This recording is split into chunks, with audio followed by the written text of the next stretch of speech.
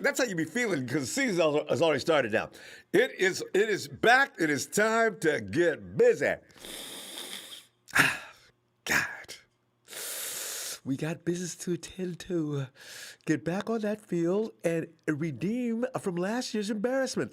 Niners have activity raging in Santa Clara as per usual in the month of May. The question all doubts as to whether there's going to be football at the facility or not. I was really concerned about that because, Santa Clara has got a thing about 49ers. No. And as a matter of fact, guys, I don't know what you can do for the rest of the season, but you got to do anything here. What are you saying? You got to move out. I mean, we're closing down. 49ers is I think it's the first time in history a team got kicked out of their own stadium in the middle of the season. Wow.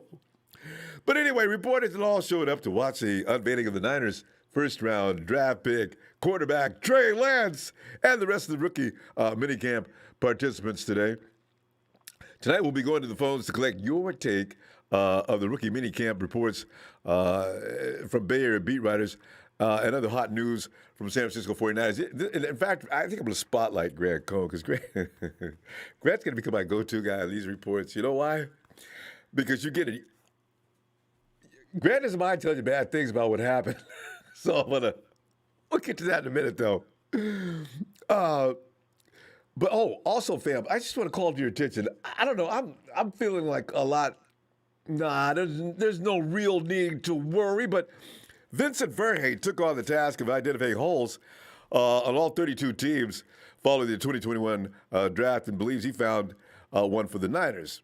And he had to search hard because the 49ers don't really have much as far as weaknesses or holes, right? But he did say edge rusher. I says, no, well, then I looked at what he was saying and I said, well, he's got a point. 49ers are getting back Nick Bosa, whose 2020 season ended in week 2 after suffering that torn ACL he went through. The team hopes to finally get back to D Ford, too.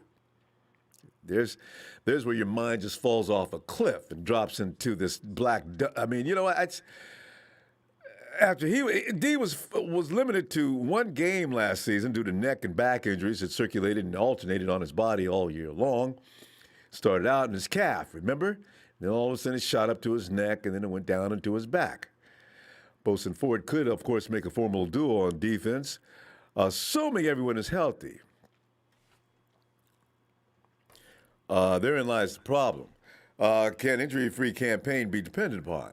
You can't ask 49er fans that question right now, can you? If there's anything we know, an injury-free season can never be never be counted on. Verdi went on to explain Nick Bosa was named Defensive Rookie of the Year in 2019 when he had 9 sacks in the regular season and 4 in the playoffs, but he missed 14 games in 2020 after tearing his ACL. It's a similar story for D Ford. He had 6.5 sacks in only 11 games in the Super Bowl year, but missed 15 games in 2020 with a back injury. And anybody want to talk about is my boy. But it ain't all about him, boy. We got a lot of guys that got this problem. Eric Armstead has topped 3.5 sacks only once in his 6 years in NFL. Eric, you better get off the stool this year, man. I'm telling you, man. Unquote. Armstead had a team leading 10 sacks in 2019, but the production regressed last year after the 49ers put him in a huge contract. Everybody said, watch him, he got paid, now he can't play. That was a big deal, long-term contract too, Eric. You got to bring it this year, bro. Obviously, you can't assume that Bose and Ford will return to form. That's the scary part, nor can you assume that each will last the entire 17-game campaign.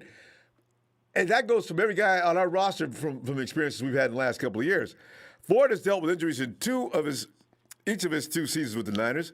The 49ers brought in former Los Angeles Rams linebacker Samson Ebukam. However, Verhey is noting that the defender will serve as more of a complementary pass rushing piece and has never surpassed 4.5 sacks in a season, although he reached that mark in each of his 2 past seasons. Ebukam hopes to show the 49er fans that he's capable of much more than what was on display during his first 4 NFL seasons with the division. You know, Ibukum told 49ers.com, but back in March, I want to show exactly what I've got because I didn't really get to showcase everything I had. Well, I hope he's telling the truth. With the Rams. Right here, I feel like there's definitely a better opportunity for me to showcase that, unquote. As for the rest of the pass rush, fam, it's like this. There are rushing questions. Verri also points those out just to embarrass us in front of the rest of the fan bases by saying only two other edge rushers on the roster have ever sacked a quarterback in the NFL. Jordan Willis has 5.5 sacks in 5 years with the Bengals, Jets, and 49ers, while Arden Key had 3 in 3 years with the Raiders. I ain't worried. Are you worried? See, because we got Kasurik. Chris can make these people play better. You got to tell yourselves that or you're going to make yourself crazy. You know what I'm saying? I don't want to worry about it. Hey, we'll be fine from the edge. We have to be, because if we don't, we're going to suffer in the secondary, and that could be a lot of problem. Anyway, let's get down to today's camp. The Niners had 23 participants in total in hand for the session, including 5 tryouts.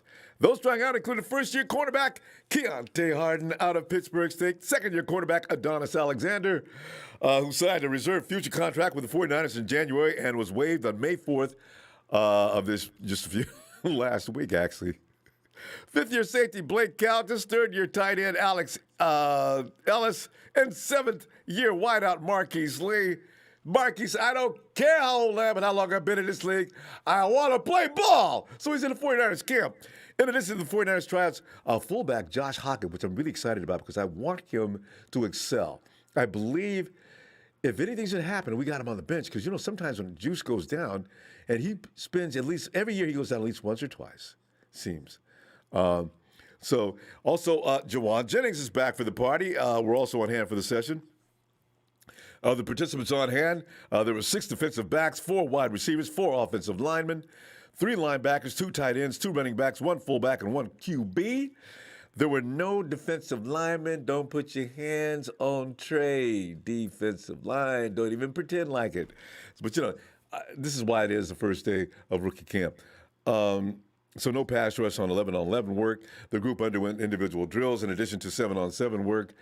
Trey Lance, who was the star of the day, made his practice debut since being drafted number 3 overall in 2021. The majority of his passes were short underneath throws. However, Trey put his arm strength and quickness on display during the group 7-on-7 periods. Trey notched just 4 incompletions, 2 drops. They don't identify those guys who dropped it, but I'm sure their name has been penciled in as if he does it again. That was of 24 passing attempts. Between the first 2 7-on-7 periods, Lance connected on 12 straight passes before his first incompletion of the day. One of TL's incompletions came off a tip ball by undrafted linebacker Justin Hilliard. Now, this is the dude that Nick Bosa told Adam Peters, quote, "You've got to get that guy." Nick actually pushed the 49ers to acquire this particular rookie. Nick may be right. More about here in a second. 6th-round running back Elijah Mitchell caught all 4 of his passes from Lance. One of the most impressive hauls came during the unit's final set of drills of the day as Mitchell hauled in the 10-yard pass in traffic and displayed his top-end 4.32 40-yard dash speed in the open field. Tony, you said his speed is an illusion. It's a myth. Writers are saying he was out there running blurs. Lee hauled in the longest reception of the day. The veteran wideout caught a 20-yard pass from Trey. The Niners held their highly anticipated one-on-one drills. A few notes from the session, and I should note here, some of the plays are from passes thrown from coaches, so don't know who to blame for some of the defensive triumphs. Linebacker Jonas Griffith broke up pass intended for Hawkins. He also broke up another pass intended for Trey Sermon. Countess intercepted a pass intended for tight end Josh Peterson. Safety Talanoa Funga intercepted a pass intended for Ellis. He nearly recorded another pick on a pass intended for Peterson. So Hufanga's out there running, looking like Hufanga. Mitchell beat his defender on a deep pass for a significant game. Lance's lone interception of the day came on a 50-50 ball on a pass intended for Austin Watkins Jr. That was picked off by 5th-round defensive back Demador Lenore. Friday marked the only open rookie camp, open rookie minicamp Vets will begin reporting next week. And OTA off-season workouts, phase 2 to 3 will start on May 24th and wrap up on June 10th. The team will close out their off-season program with a mandatory minicamp from June 15th to 17th before breaking for the summer. This is the summer. When we come back, it's football time. Hey, you know what I want to do, though, real quickly here, fam? And I might do this often because Grant Cohn is... The boy don't like to. He ain't gonna sugarcoat nothing. And you know what? It might be good because that means we might be getting the truth, the whole truth, and nothing but the truth. Or Grant just being in a bad mood. I'm not sure. But the good, he points out, the quarterback Trey Lance completed 20 of 24 passes during 7-on-7 drills and looked sharp and prepared.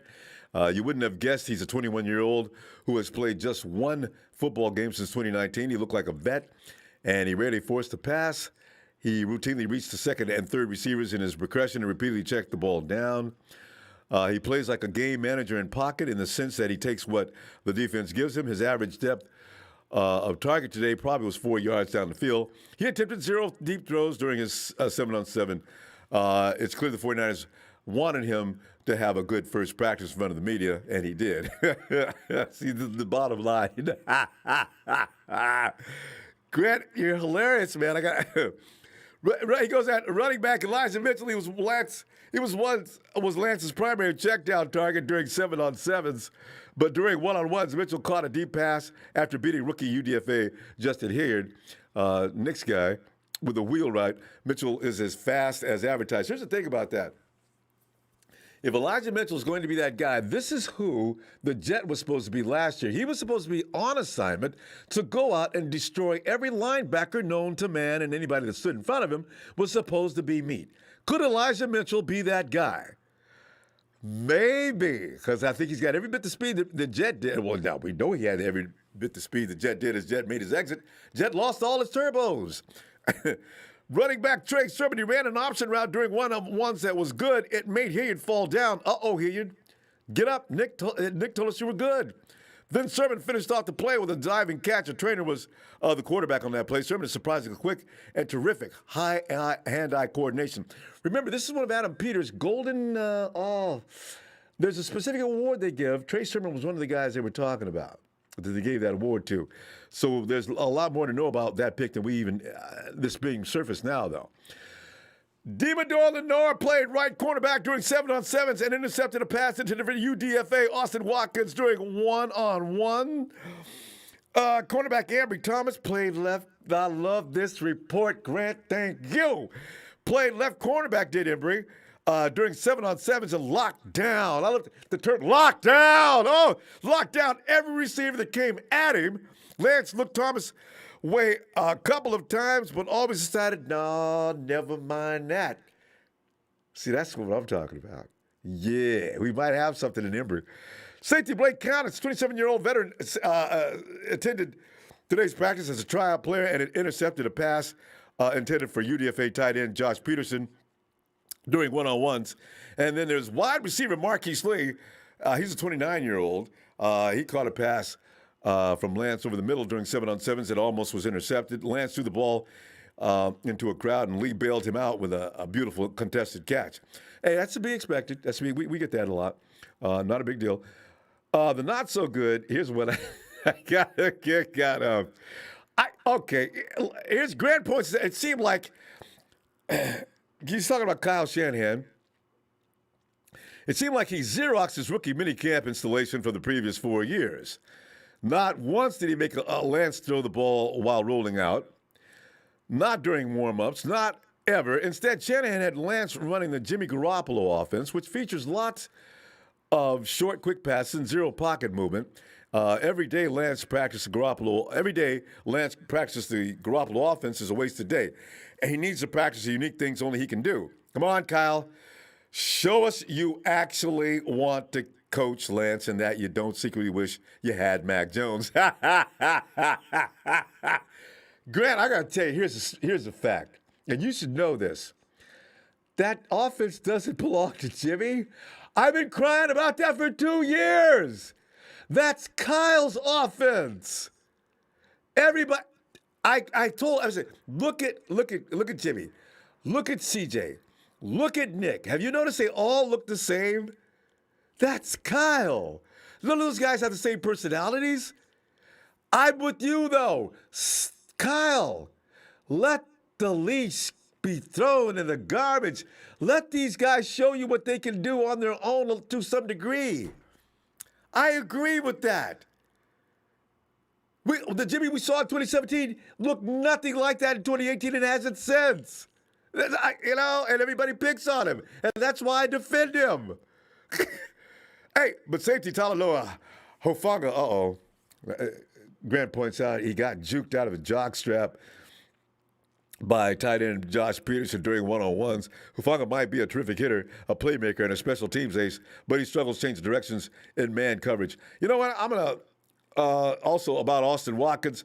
Caught a pass during 7-on-7s, but also fell down during a rep of one-on-ones. Falling down in practice is never good. Professional football players should be able to stay on his feet. Grant, I salute you. Grant, you're going to be a go-to guy. I think we're going to finally get Grant on the program. I worry that Grant, he's. I don't know. People have been asking should we get Grant on the program. We're going to get him out there at some point. I want to wait till a little later on though during the preseason because Grant's he's gonna scare you with some of the negatives, but he's telling the truth here most likely. The things he just said, those weren't lies. He saw that, so I ain't mad at him. Fam, the edge rushing situation. I want to hear from you on that. The things that have been said about today's minicamp, your feeling on that, and Tony S. says, Ronbo, it's my B-Day tomorrow. Can I get a happy B-Day? Shout out, fam. Let's go. Oh, Tony, you know you can. Let me tune up the machine here a moment. That's all I need. A little bit of oil, putting them cylinders, and I'm ready to. Happy B. Ha ha hoy. Happy birthday. See, that's what I'm talking about. Tony,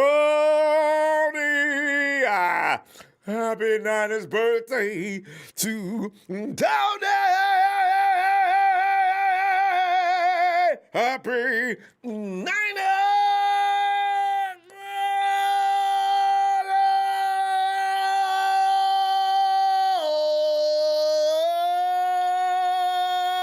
birthday, Tony. Good day to have a birthday too, Tony. You know, weekend, perfect timing, bro. Go wild. Oh. Hey, Terry Lewis, what do you think of the Niners bringing in wide receiver Marquis Lee for a workout? I like that. I'm glad the 49ers, the guys we're thinking about, we're noticing that 49ers have noticed them too. Brought him in for that workout. And SC wide receiver Marquis Lee, a.k.a. Rocket, yeah. People are excited about that. Let's see what he does, All I want to know is anybody that's got speed, please inquire at the front desk, man. I need somebody who can go deep. Stop blaming the quarterbacks for the ball not going deep. Got to have somebody that can go deep to throw the ball too. Hey, Charles. What's going on, Ronbo? Charles, man, I'm just like, season's underway, bro. Before you know it, man, we come out of Christmas, Thanksgiving, going to a little bit of Easter, and before you know it, we're talking about OTA's rookie minicamp starting today. Charles, Charles, are you worried about the edge? And from what you got from the reports today at minicamp, what do you take anything away from it? What are you thinking, fam? I think it just is what it is. I think, you really can't apply anything. I think we got some talented rookies. We can see that with their game take. But, other than, it is what it is. Minicamp is rookie camp is rookie camp. So, we just toss it up as that. But you really can't get anything from Trey Lance, passing the ball. He was doing a lot of pass rush and thinking and dunking. And I'm sure that's not going to what he's going to be doing in the game.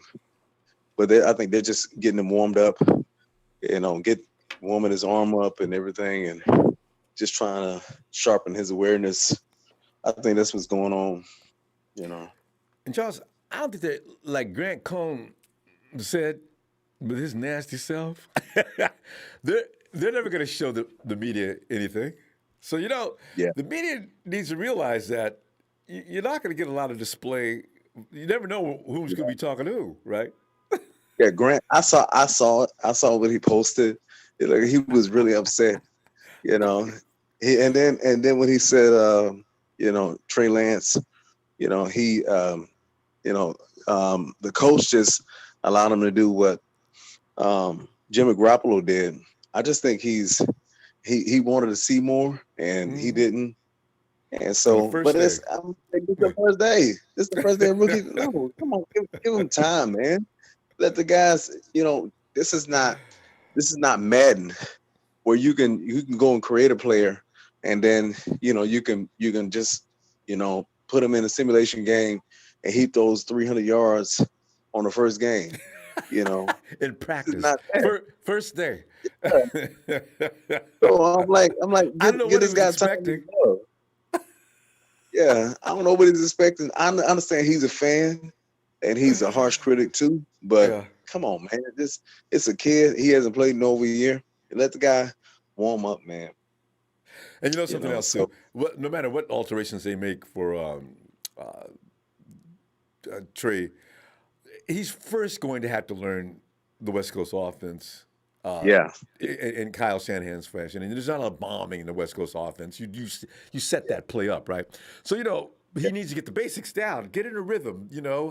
Boom, boom, boom. That's what we do in the West Coast offense. yeah. When the time comes to go downfield, they'll do it. I mean, But again, Oh, Charles, they'll do it. do you see? We brought in Marquis Lee. I am still crying like I have been for the last 2 years of prime time receivers. 'Cause I know people got to talk about Jimmy like he ain't garbage. He's garbage and this and that. Well, hell.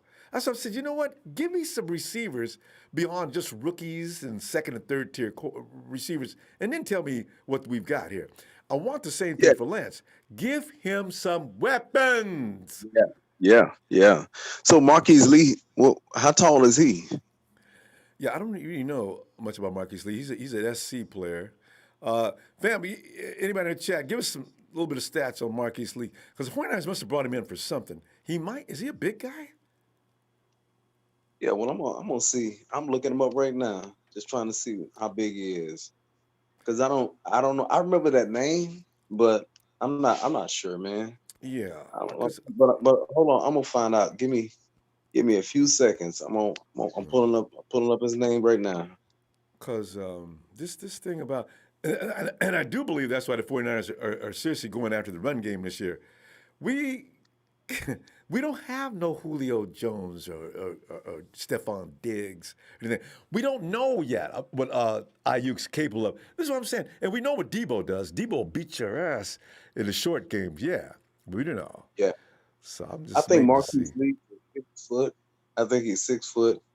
Yep, he's 6 foot, 196 pounds. So Speed? I think he's a good slot receiver. Okay. But did he sign to the 49ers? Well, he's out there trying to get a job. Yeah. Tony Wright says Okay. he's 6 feet tall. Everybody knows him though, so he must be. Oh, somebody said I see 4'6". Okay, I don't know.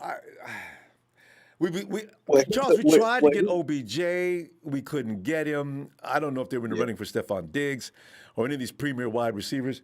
But it's hard to find a number one receiver. I've still got hopes in of course, Ayuk. We'll see what he does. But yeah. anyway, man, we done ran But out we of got time. enough. But we got enough third wide receivers, man. Like I was telling you last week. We the guy that we picked up from the Cardinals. Oh yeah, Um, sure something. Yeah, I know what you mean. yeah, He yeah. may have He's something. he, he's man. I want him as number 3 wide receiver. Either him or the our kick returner. Well, I forget what his name is. I know Richard he's 5 James. foot. Richard James. You know what? Yeah, yeah. We got this They position sold up yeah. already. They picked up Mohamed Well, hurt. Sanu as well, and you got Trayvon.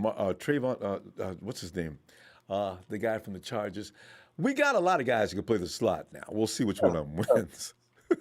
I've had Yeah, Charles. yeah. We Our wide receiver core is gonna be it's going to be pretty good. You know, it's not going to be the best in the division, you know, but it's going to be pretty good. But I know you got to go, Ronbo. All right, man. Ronbo, you have a good night.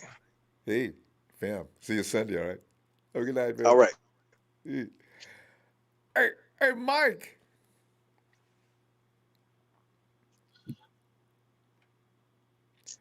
Hello, Mike. Hello, Mike.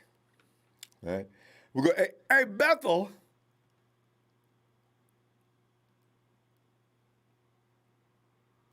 I wonder if our system's okay. Bethel? I'm going to be all right this year. This is what I like about it. Hey, Mike. Yeah, sorry, I'm trying to read. Hey, Mike, are you there? Are you okay? Yeah.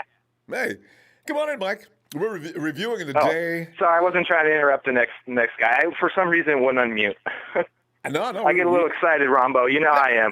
That's okay. You continue to be excited. Come on in, because we're discussing the day, and I the reason why I brought up Grant Cohn, his observations, is because Grant gives you plenty of things. Because Grant wants you to know what he didn't like, and I like that because he's kind of biased or not unbiased. I mean, you know what I mean. It's his job to be devil's advocate because he gets paid to. You know, he does it well too. A little bit, you know. First off, I want to say shout out to you, man, for always bringing the high energy, dude. We appreciate it. Shout out to the faithful family. And Thanks, I do apologize if I do interrupt sometimes because I get hyped, you know. Yeah, that's fine. That's so, man, if you remember the last time we won the Super Bowl, I was in the 6th grade, so it's been a minute. Do you remember them sweet hats, the tan and the maroon? Those Super Bowl hats. I had dreams of wearing one in 19, and I had my heart ripped out like I know the rest of the fam. And Rudy and the Seattle fans, you know, you ain't got nothing to say in the past decade. You had Marshawn Lynch at the 1-yard line, you blew it. So, and Rams, you choked. So, you got nothing to say. I mean, really, I don't know where they get their nerve. Man, that was the 75th anniversary of the NFL, if you remember. Mm-hmm. Right? Yeah. The 75th anniversary of the Niners. Yep. So is this going to be the year that Jimmy gets that monkey off his back? Because he better. Because they beefed up that line. Yep. He's got no excuses. He's been in the system, Ronbo. I mean, I know he's been hurt, but his butt should be sitting on the couch next to Daddy Mike watching film, knowing where to go with the goddamn ball. Yep. So, and I was one of the biggest. Sorry, go ahead. No, I'm sorry. Go ahead. I can wait. I was one of the biggest advocates for him when he came in and we put that 40 burger on the Jags. You know, I was screaming up the screen, "Pay this man!" And they did. And so let's see, man. This is his last year, I think, to really prove that he can do it. And I believe in him, man. It's just the picks he had in the 2019, couple of those. I think it was like 5 picks in the season. Some of those were like tip balls and stuff, you know. Like I know he has some bonehead throws. He's a gunslinger. He's gonna happen. I got to see it, man. I really. You know, it's like I said though, Mike. Our receiver core. Now I have a lot of faith in Debo and Ayuk. Well, beyond that, I'm a little concerned. I've been concerned for the last 2 years. We had one Pro Bowler in Emmanuel Sanders, and it immediately our passing game got good, you know, and that's why I say, Ronbo, you know, I'm crying about this. What's the main formation we play? 21, right? Yeah. We don't need all these stacked receivers. We play 21. We don't need all that. We do need depth, I agree, but if Sanu can be on the field for more than a play or two and not get hurt, Marquis Lee is somewhat of a vet. He should play for the Jags. I mean, so I don't know. We'll see. They're trying to add some depth. I don't think we got Trent Taylor anymore. I think I've not heard his name. We keep hammering. You know, but they're going to continue. Hopefully, Benji can come back and Richie can still be productive. Yeah. I just, I see these extraordinary catches being made by other receivers on other teams, and the balls aren't always thrown perfect. I want to see our guys do that too. Ronbo, I know, but are those teams in the playoffs and the Super Bowl all the time? You got me there. Worley is the number one receiver. Is the number one receiver. Worley is the number one receiver in the league on a championship team. Yeah, that's true. That's true. It's a team game. Yeah, we'll be okay. So I think we'll be all right because Kyle, the media's going to go, oh well, Jimmy, he's still only throwing a couple hundred yards a game. Kyle doesn't care. He's not going to sit there and try to please the media and light up the scoreboard because they want him to. He's going to punch you in the mouth, and teams are not going to be able to handle the physical ball. Like he's been going old school, like he did in 19. If we can keep that health, it's a team of destiny, Ronbo. Mm-hmm. Mike, you're right. It's a nice combination of finesse and smash mouth. I didn't even know that was possible, but I got a feeling that's what Kyle's trying to engineer. And like the first caller was saying about minicamp, you can't really take too much for it. It's good for the rookies to try to get out there, get their feet wet for what it's like to be coached at that level and get back in some football shape and whatnot. True. But we'll see. Even if Lance has to take over, I'm going to believe either way because that's what the faithful does. We got to tell it's not true. I'm going to believe. Mm-hmm. And support it. Whoever's out there, quarterback, he's our quarterback. And hating on a quarterback is never really done. Even when Cap was bothering me, I still supported him. So, Hey, fam, let me tell you what. All right, man, I won't take it with you. All right. Have a good one. You too. Take care. And see you Sunday.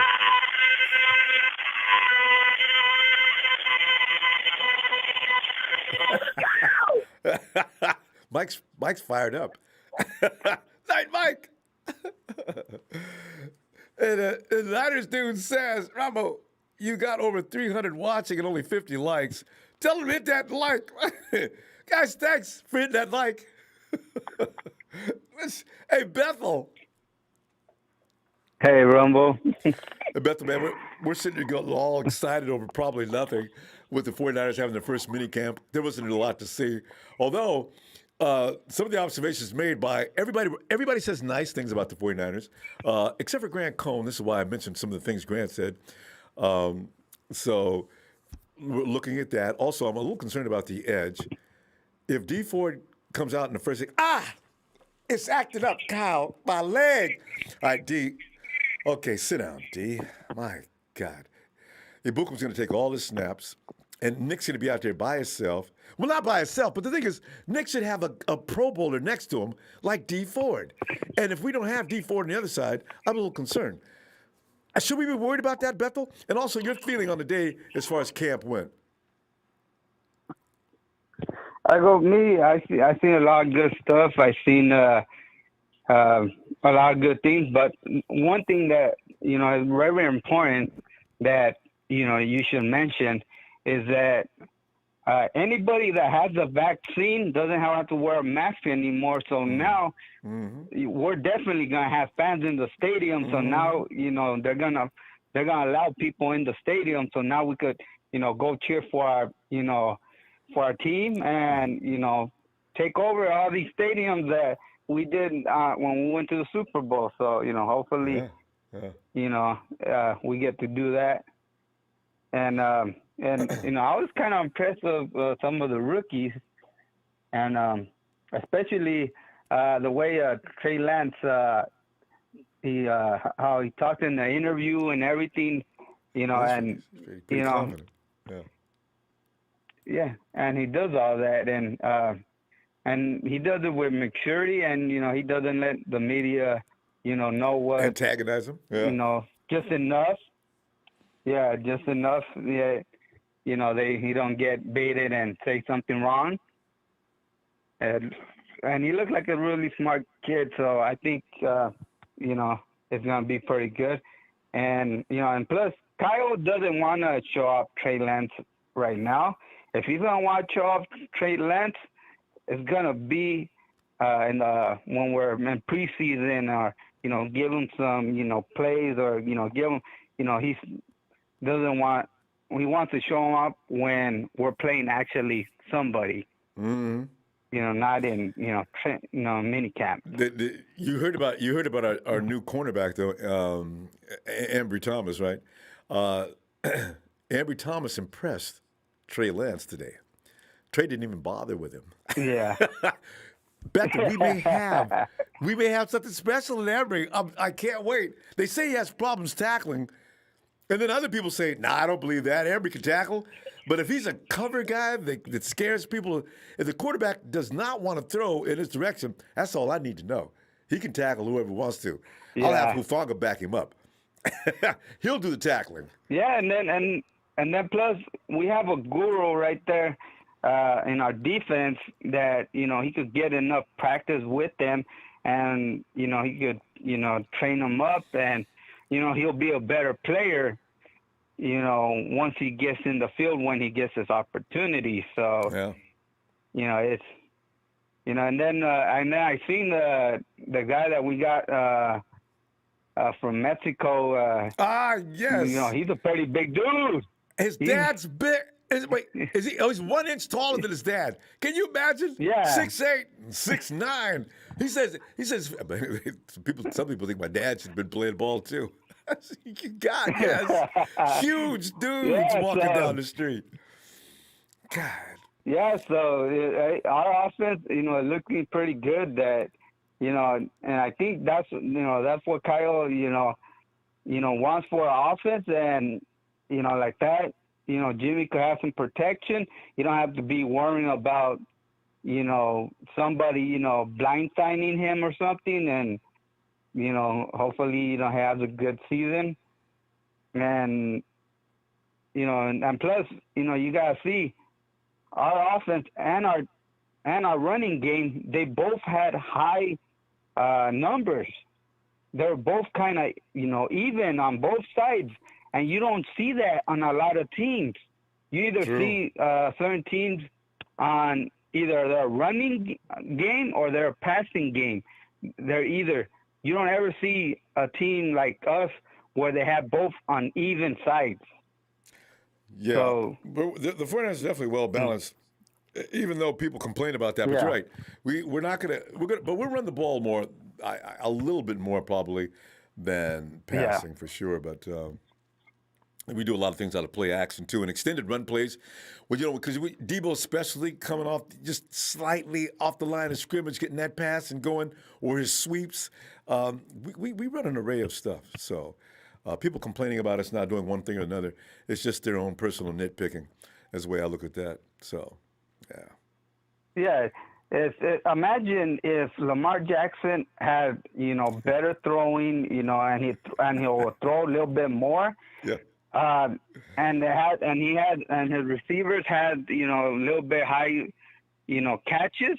Yeah. Then that would be a pretty good team, and they'll be more up there where you'll be afraid, but because they're gonna basically either run it with Lamar Jackson or running with the running back, it's kind of easy to anticipate on defense what to do. Yeah. I agree. Yeah. So at least we offer a little more diversity in the offense. Bell, we're gonna run out of time. I'm gonna be looking for you Sunday and see what happens. All right. All right. Always hit a like for Ronbo Sports. Thanks, Bethel. The best show on YouTube. Bethel, too much. And let's go Niners. Bam. Have a great evening the weekend. I'll see you Sunday. All right. You too. Hey, Tom. Good, Ronbo. Tom. Man, we're just looking around. We're just looking around at what's going on today. And the 49ers have already entered camp, which is already news in itself. No, it's not. How did it feel? Shit. I'm trying to run away. You can't escape, Tommy, unless you're outside. I just spilled wine trying to run away. That's what you get. You can't run. Anna Maria, hello. I want to say hello to Ronbo. All right, let her say hi real quick. No, okay. All right. Hello, Anna Maria. Hello, Ronbo. How are you today? Oh, I've been better, but now it's so good to talk to you. Oh, it's my pleasure. Ronbo, guess what? Yes. What? I'm following you. I'm following you on Instagram. Hey, And I was looking for you on Twitter, actually. That's right. You're you go. Oh. Are you on Twitter or just I in sent IG? you a message. Oh, okay. Yeah, IG. Oh, okay. Instagram, I was in the sent wrong you a place. message. All right. You I'll promised to respond. follow me back. I promise. I will go. I will take care of that this afternoon. Not another minute. We'll pass. Thank you, Rambo. I'll let you talk to Tommy. I know he's not nearly as exciting as I am. But And Tommy, you better know it. bye, love. Have a wonderful evening. You too, Anna Maria. Yeah. Oh God, Tommy, you Bye. and Anna Maria are just such fun. Hey, so Tommy, go ahead, jump on it, man. Oh, my. What are you thinking now, as far as what you heard in camp? And did you draw? I mean, Grant drew a lot from it. I thought Grant probably drew too much from it, but he said anyway how he felt, which is always fun about Grant. And also, I was concerned about the edge situation. You know what, though? It might be too early in the year to start worrying about the edge situation. Unnecessary anxiety, you know? But what are you thinking? What was he saying about this is a Jimmy G offense? Oh, The yeah. check well, downs yeah, and whatnot? Yeah, well, he says you're running that Jimmy G offense instead of running That's an offense ridiculous. that better. That's what I've been trying to tell I people like for a long Grant. time. It's not Jimmy Grant's just G's trying offense. to get his clicks. Yeah, it's not it. By the way, Jimmy G had a nose job. Yes, I know Jimmy G has Joe's job. He's Italian like me, so But how did Anna Maria know about this information? And is it true, or is Anna Maria just being funny? I don't know if it's true. She knows everything about Jimmy. those jobs, and I don't know. Right, Rambo, you know, he had a big Italian honker, and he had a nose job, so now he looks so extra handsome. But before that, he was just average like the rest of us. Oh, okay.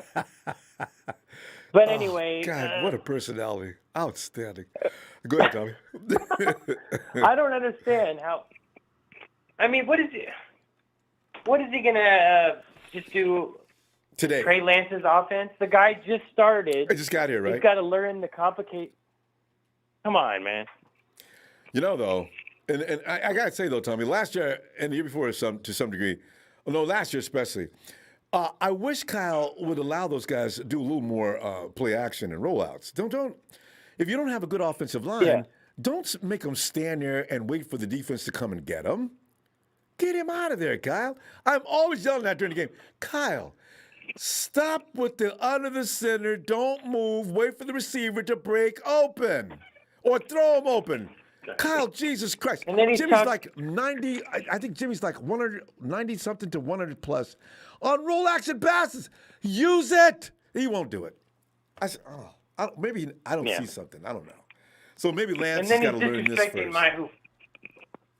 Yeah, I mean, it's a complicated playbook, and of course they're going to do his. That's what they do. The West Coast offense is the short passes. What are they going to just do the RPOs and all of a sudden and day one. You know, tip his hat on how he's going to use Trey Lance. That's another thing. Another thing. Don't want to expose too much. And Grant even noticed it. He just doesn't want to look bad in front of the media. Well, that's Grant. But, you know, he's always got to have his critiques. That's why he gets so many people to watch. Yeah. I mean, he's pretty tame compared to Ira Miller. I mean, I remember back in the day when Garcia was playing and Ira Miller would trash the Niners, and I would just send him scathing emails. That was awful, man. Some of those guys, if they were still around and they had Twitter, they would be getting bombed. Yeah. I know. Because go ahead. Grant's a good guy. Just he's really critical, but I don't know. Well, you know, his dad was a little bit like that today. He was talking bad about Hufanga today, and you know why? Because he's UCLA's his alma mater, so he hates SC. You got to put those. You're a professional now. You got to put those biases away. Just report this as you see it. You don't have to add bias to that because he goes to SC. God. But he did catch some. But yeah, we don't need him as a safety anyway. He got burnt by what? He got juked by some Peterson guy. Yeah, the tight end. He's another UDFA. Yeah. Yeah. But we're not going to utilize him in safety. He's going to be special teams. So, well, for or now, a linebacker. he's going to get coached up. The things, if he's out there tripping up and doing stuff like that, it could be nerves. I mean, this is first day. We may see a different Hofanga, and I'm pretty sure we will in the days ahead. So there's no point drawing any conclusions today. One thing Grant will do every time, Tommy, every time he attends a workout, he takes on what he saw, the observation, and he draws conclusions from it.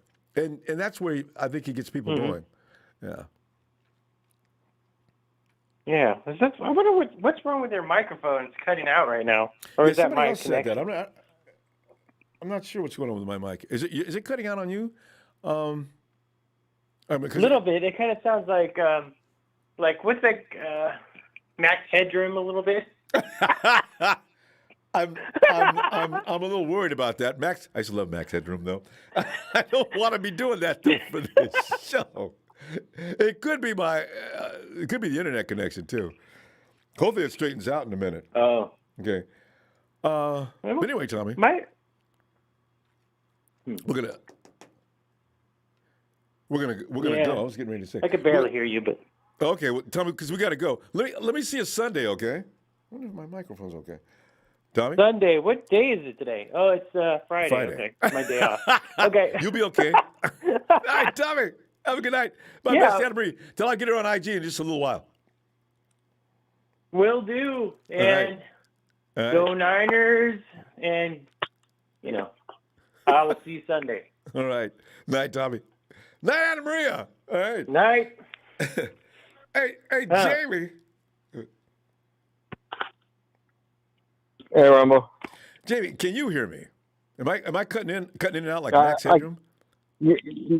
No, you've been cutting out the whole time I've been listening. Oh, okay. I don't know what's going on in the system. But strange. It seems to be working now, though, a little bit. It's a connection of some kind. Yeah. Okay, so anyway, I'm going to let you talk since my connection's having all kind of problems. Jamie, give me some of your observations on the day, including the observations made by reporters that are polite and those that are made by Grant Cohn. And as also some of the things you might have thought of about the edge. Do we need to be concerned about that? I got to give you my prediction. I haven't called in a couple of shows, so I figure 12-5 on the year. All right. So I'm right around where you are on that one. Okay. And Grant Cohn did not mention Hufanga getting no interception. Are you sure he got one today? No, he did actually. Didn't he? I thought he did. No, I don't think he did. You're right. He just mentioned about Hufanga falling down and getting smoked. There must be something to that SC versus UCLA SoCal problem. Yeah, I don't know. I don't know. I'm not too worried about the first practice, what anybody does in the first practice. I'm not sweating none of it. I think they were just getting Lance out there to just throw some easy balls, and get him his confidence build up. They're not trying to show anybody anything or nothing. Mm-hmm. Like he wasn't going deep down the field or none of that. Well, he did once to Elijah Mitchell. By the way, guess what? You probably feel the same way. I've been wondering, Coach, if nothing else, can we send Mostert deep? And they sent Elijah Mitchell downfield, and he, of course, smoked Nick's guy, Hilliard. But still, Hilliard is not a cornerback. I want to see them take on a cornerback. Just blitz, go right by him. Talk about unanticipated play. Past the safety, smoking him, Well, we got the arm to do it now. If we got Lance in the game, we can do that all day. I think we've always had the arm in the room to do it, even with Jimmy. I've seen Jimmy go deep before. In fact, the Super Bowl shot was deep. I think we just don't have the personnel to get it. Yeah, to get under it. Exactly. So I would like to see some more screens and rollouts too. I mean, I haven't seen enough screenplays to our our backs. Yeah. Try to get a couple screenplays in there, and then do your end rounds or your motions and all that, and then to mix it up a little bit. Do a rollout here, then do a screenplay on the other side there, and you have them all confused. You know, So, and you know something, Jamie, I just want to piggyback on that real quick. The thing is, if you've got the running game going like you did again in the Green Bay game, okay, I understand that most of us doing a job. Why bother? You know, you could have like skewered the Packers during that game if you did go play action. Now you've got the run game just clicking like crazy. Kyle, put these guys away. I guess Kyle wants to, well, you know, keep our offense on the field a little longer. Why? Run the score up. Yeah. Oh, he doesn't. He won't do it. Yeah, I just like a variety, you know. That way, the coaches on the next week, they got to say, well, geez, we've seen all these plays. What are we gonna do? I mean, what are we looking for here? That's what play action is about. The object, the illusion of you don't know whether I'm going to pass or we're going to run. It's there, Kyle. Yeah. Why don't you want to use it? Yeah, and the rollouts, like you say, and either guy can do a rollout. I was with you last year saying rollouts for Jimmy. Mm-hmm. Get him out of the pocket because the pocket kept collapsing. Our line was terrible. And he can buy time while he's out there rolling out because now the receivers, as they're running route, they know how to curl away from the defense or whatever, and Jimmy can see that clearly. No, we're going to stay under center and wait till he's open or throw him open, and here comes the defense. McGlinchey goes down in a heap again. Boom, there he goes. Okay. McGlinchey's on his back again. Kyle, So I want to know if Sermon or whatever his name is, if he Trey. can pick up blitzes well. Yeah, Trey Sermon. Yeah. Is he good at picking up blitzes? I don't know. That's a big need for us. We need a back that can pick up the blitz. Like we'll find out. Today we got nothing. They're probably working on that stuff in practice. So. Yeah, Seattle's going to be bringing that blitz from the safety and whatnot all the time. We need a back there because I don't think Moster's very good at picking the blitz up. I don't remember. He might be decent.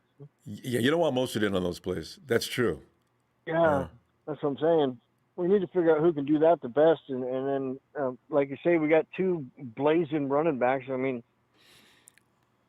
yeah. Gallman's going to get some time in too, though. In fact, I wonder between Gallman and Sermon, one of those guys is going to get more playing time than the other in this particular year. I'm sure. Gallman's got a lot of experience and everything like that. What Grant Cohn was saying, Sermon's got really good hands. Like he can snag the ball.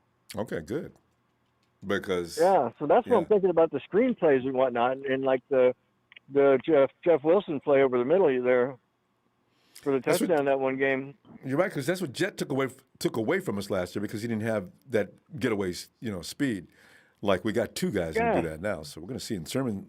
Grant pointed out he's got quickness you didn't imagine. So Jimmy, let's see you Sunday, and we'll continue. Unfortunately, you don't hear more about practice, but we'll see. All right. Yeah. All right, I'll holler at you then, Ronbo. Yeah, looking forward, Jamie. Have a good night. All right, Oh, God. Kelly, and I love it. Jimmy's scared to roll out. His best percentages are when he rolls out. Hey, Tommy says, Ronbo, you sound clear here, but on the phone it was cutting out. Okay, maybe it's just the phone system, I guess. Okay, guys, sorry. And hey, Kevin. Hey, Ronbo, how you doing? Kevin, doing all right, man. I was just checking out activity in Santa Clara. The Rooks got on the field for the first time today and got their feet wet. Did a few things.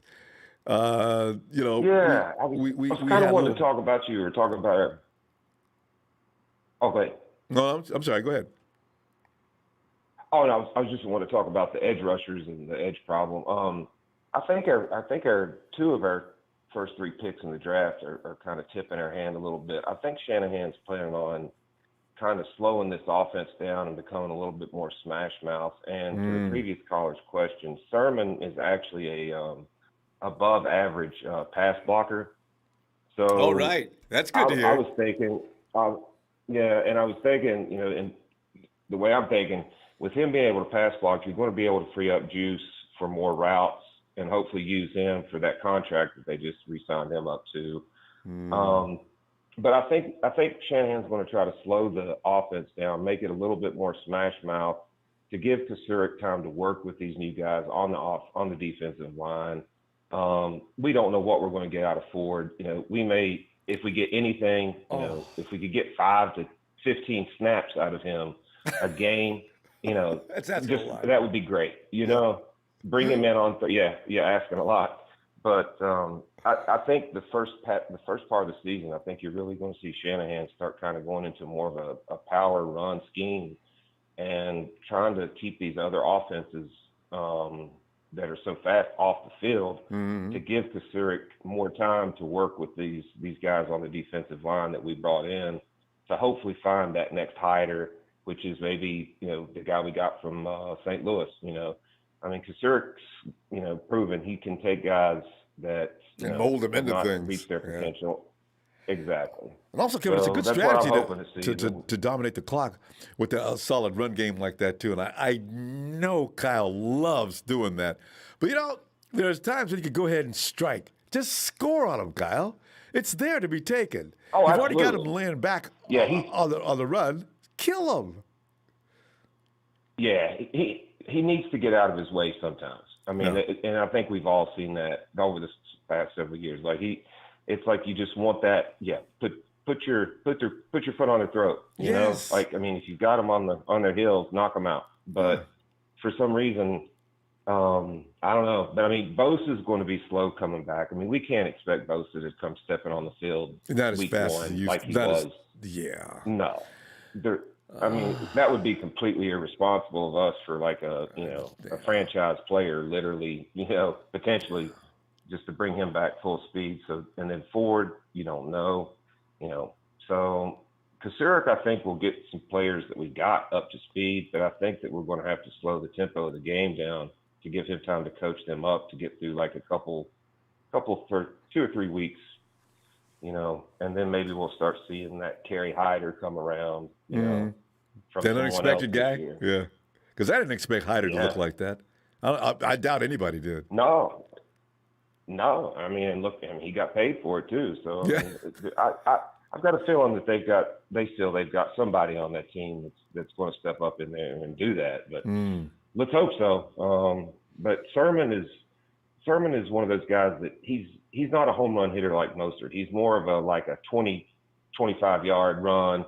He's not going to bust the 65 yards but like I say, he is an above average pass blocker, and that contact balance that he has, he's hard to take down, but he's just not blazing fast. So for them to give 2 fourths away to get him shows that I think they're really going to start kind of maybe playing a little bit more power scheme. And also, you got to look at Aaron Banks. People can say Aaron Banks has great feet, but that dude is a monster. He's more of a mauler than he is a tap dancer. Who's the guy we got out of Stanford? That's what we thought he was going to be. He's no longer. I don't even think he's in the game anymore. Oh God, we haven't called his name in so long. I forgot his name. Really guard we traded up for in 2016. He couldn't stay healthy. Everything was toes went out, fingers. There was always something. It's always his digits. Yeah, I know who you're talking about. Yeah. I can't remember his name though.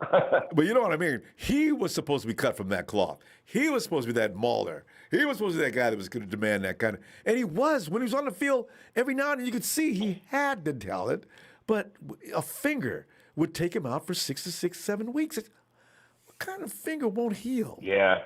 Tape it up and get your butt out here. Exactly. And I think Banks is kind of like a little bit of a potty, He's got a little bit more of that mauler. You're not going to move him, a potty was a little bit more mean though, but Banks you're not going to move Banks. Banks is not going anywhere. That's a huge dude. You run up against him, it's like hitting a wall.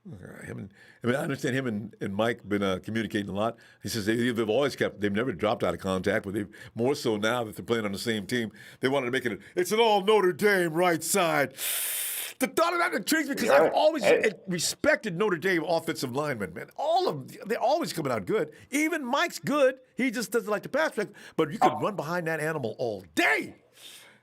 McGlinchey's a run blocker. McGlinchey's he's a Pro Bowl run blocker. He just can't pass protect. But you think about the whole right side now. Alex Mack, you got Aaron Banks and Mike McGlinchey. Then you put Trey Sermon in behind them. That's smash mouth football. And then you Trent Williams on the other side. Oh yeah, and Thomas ain't nobody's wimp. Ooh. Hey, right? yeah, we And gotta I go. mean, and we're still going to have the speed. Okay, Yeah. good talking to you, Ronbo. The same here, fam. I look forward to hearing from you Sunday. All right. All right, take care now. You too. Hey, it's chill. Phil. Hey, Ronbo. Phil, Joshua Garnett. Joshua Garnett, thanks. Phil, yes. Those are the times you can just go ahead and interrupt when people got something like that. Yes, Joshua Garnett is exactly who, I guess that's what we got here in Aaron Banks. This is going to be nice, Phil. No. Banks has got better feet than Garnett, and he's also bigger, and it's going to be tough. You know, you're going to see McGlinchey have a much better season because he's got Banks next to him. Because he doesn't want to embarrass now himself. when they run a stunt or something in front of him, Banks will just be so large that they're not going to get around it. No gaps. And so then McGlinchey, there's no gaps. And then McGlinchey just has to worry about the outside guy. And also, I think, you know what, Kyle Mack's going to make a world of difference on that offensive line too, because he's going to call out the blitzes. He's going to have control over things that we didn't have before last year. And so, you know, it's going to be a great. We have one of the best offensive lines in all of football. On paper, it looks that way, right? Yeah. So, you know, and I have no problem with pounding the football on the other team and running the ball and running it down their throats and just wearing them out physically. I mean, that's, you know, you want to see the home run bombs, but man, those 5, 6, 7 yards a pop, where on the team? That's fun to watch. So, you know, that's old-fashioned fun football. to watch. Yeah. And the passing game will open up just for that reason, too. Because the team sitting back, they're going to run the ball. I don't know. They're going to run the ball. Oh. Yeah, and it's too late, you know. Ball's going downfield. It's a setup that should be, that's what it's supposed to work. And as far as this rookie camp, come on, it's all about just getting your new helmets freshly painted on your head, going out there, throwing the football around. Yeah. It's not about the scheme or whatever. Grant Cohn, I'm sorry, he doesn't know football very well. He's like his father.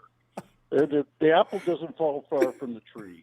And he takes a shot at Kyle. He likes to say stuff to get, you know, everybody's juices running. Yeah.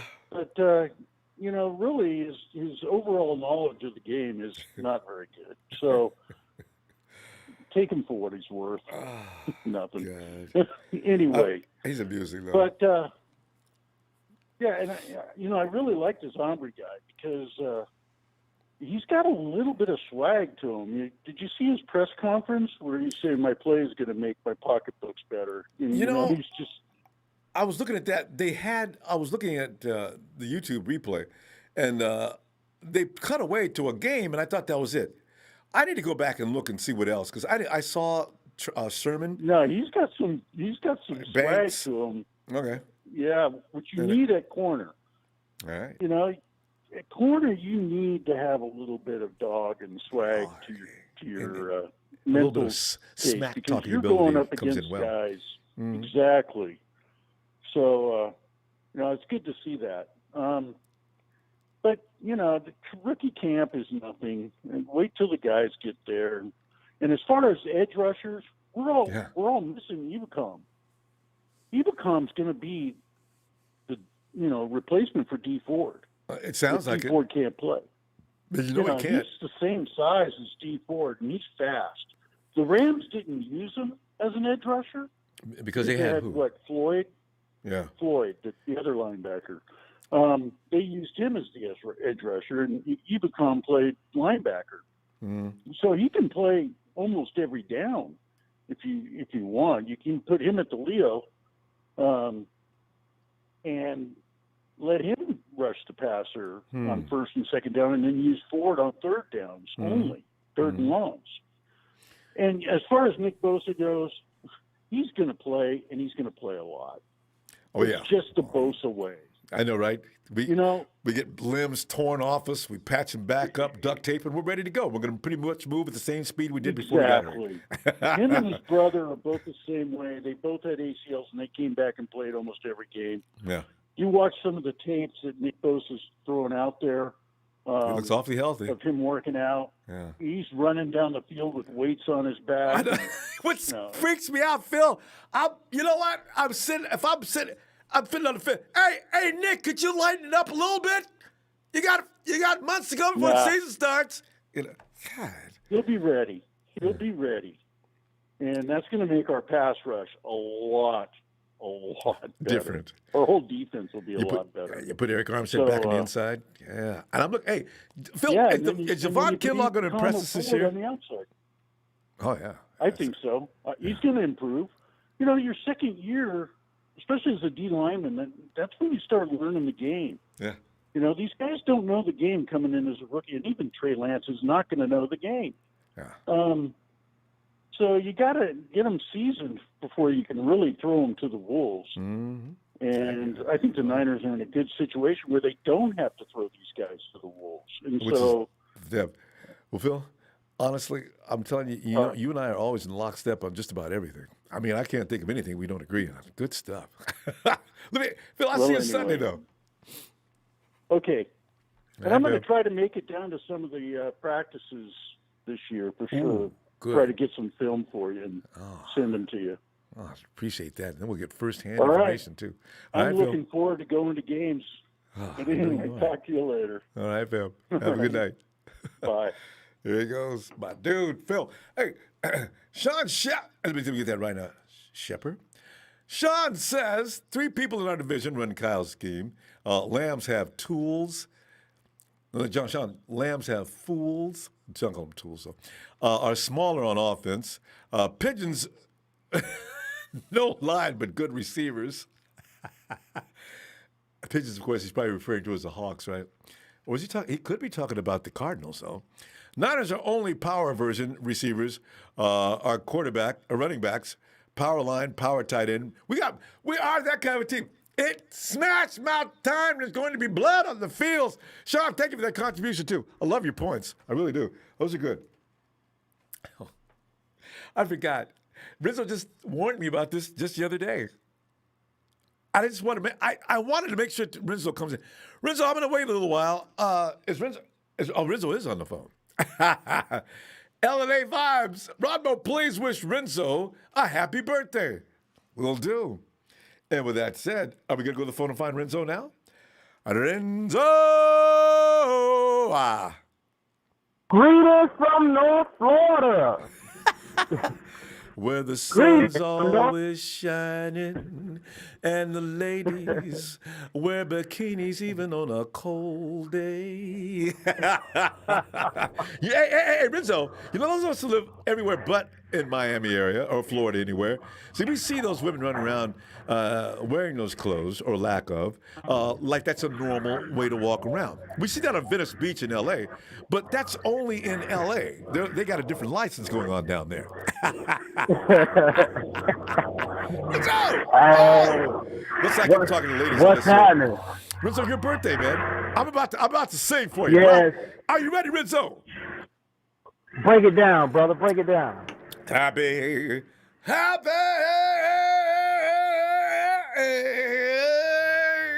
Send this birthday down in North Florida way. Happy Niners birthday to Renzo. Happy Niners birthday, Renzo.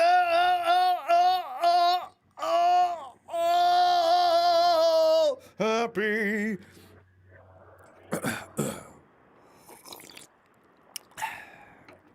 Niners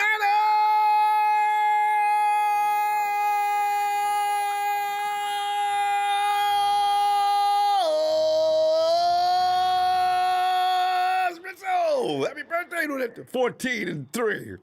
We go big. Birthday to you. Appreciate Rizzo. it, brother. Appreciate it. Hey, Rizzo, my pleasure, fam. Hope you have a good time today. Oh, Rizzo, Hey.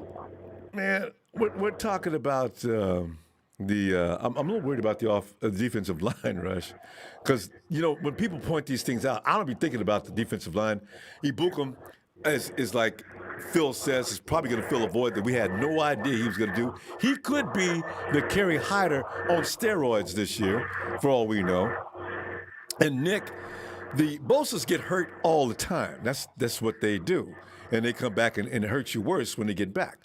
So we're probably going to be fine. I'm going to put Eric Armstead and Javon Kinlaw. I got him for comeback player of the year. Did they give that to rookies?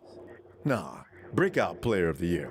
So Javon Kinlaw's going to be the breakout player of the year, and Eric Armstead's going to be the best comeback player of the year. So we're going to be fine on defense. Yes. And hey, by the way, Ibram, our cornerback, he looked good today. He scared Trey. Trey wouldn't even throw on him. What? No. What? So we got good things going on. What are you thinking, fam? Hey, man, wait. If you got Trey scared to throw at you, man, that might be a good sign. That cornerback legit. You know what I'm saying? I'm talking in 1-on-1s, 7-on-7s, and stuff like that, and you still don't want to throw over there? What kind of coverage does a man put on you to scare you with that much green? What? Hey, he might be one of them true ball hogs, man. Some people like they dogs like, hey, just because I ain't that big name, but don't test me. Don't test me. Let me see it a little bit more. I ain't signing Richard Sherman then. Yeah. But this is on day one, so I got to see a little. If he do it a couple of days, then we know, okay, he for real. There you go. And that D line, I think the D line is gonna be pretty. I think it's gonna surprise people. Everybody come in and do their job, and just stay healthy. Gap integrity, we'll be straight. As long as that the D line is really gonna set that defense off. Yeah, it's gonna make everybody look good. And that's what we look good in 2019. The D line was just ridiculous. Oh, God. Long as I got some people on defense that can run Kyler Murray down and stop Russell Wilson from running all over the park, I'm satisfied. I'm satisfied. Yeah. Hey, Renzo. People ain't paying much attention though, but Russ is not 20-nothing years old anymore. Russ is losing a step every year from now on. And last year, Russ got caught last year a few times. It kind of surprised me. He still can fool you all of a sudden and take off. That's what he does best. Now, I'm going to tell you, Ronbo, Kyler Murray looks like, when he be out there running like it's a kid out there running, I'm like, is that a grown man out there? He looks like a child out there. I think we need to check his birth certificate. Like, yo, is he eligible to be playing in NFL? And he's so small. He's so small. I be sitting there getting mad at the TV like, hit him, like somebody catch him. You know what, though? We caught him last year. One thing about running quarterbacks, except for Russell Wilson stands out, and Lamar Jackson. The rest of these guys out here running, they get caught. Because after a while, there's tendencies, there's patterns. You can watch film. You can put spies out there. Run games only work for a few guys. You got to. Yeah. Because remember when Cap was like killing the league when he first came in. I couldn't wait for the ball to get snapped. Cap. Man, they don't know what Cap gonna do. There goes Cap. Oh, no. Oh. And then after a while, Cap rolls out, and Cap couldn't find an opening.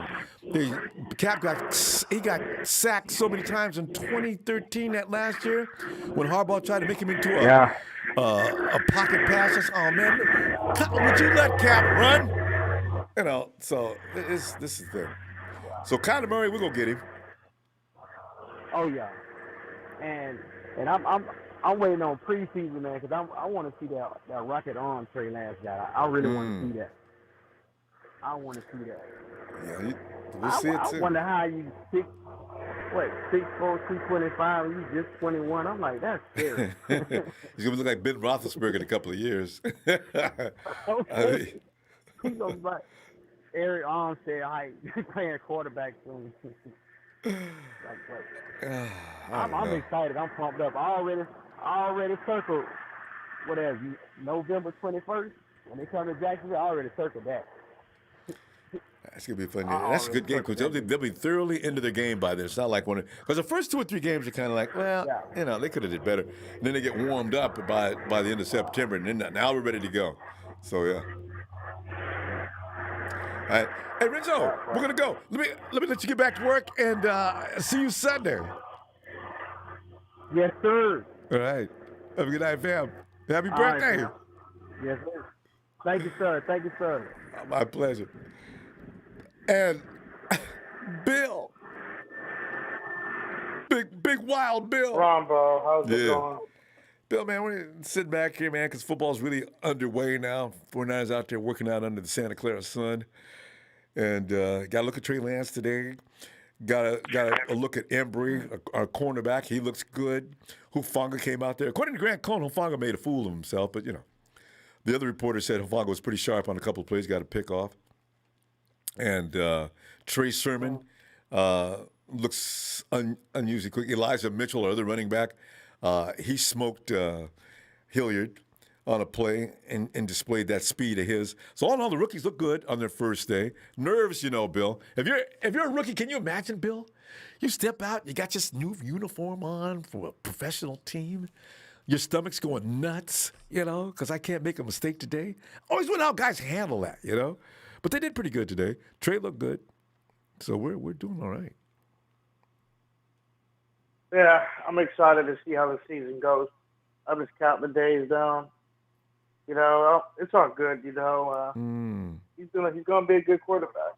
Yeah, most likely. He's gonna have a good So coach. I'm afraid the league ain't gonna be ready for what we have to offer this year. Hey, Bill, you know what? Especially with what Kyle's got planned, Kyle's going to beat people up this year. We got a lot of bruisers, like that big monster we picked on the offensive line on the draft. We're planning on beating people up this year a lot more than we have been. I can see that right now. Yeah, I think seriously we're gonna win it all. I really do. Yeah.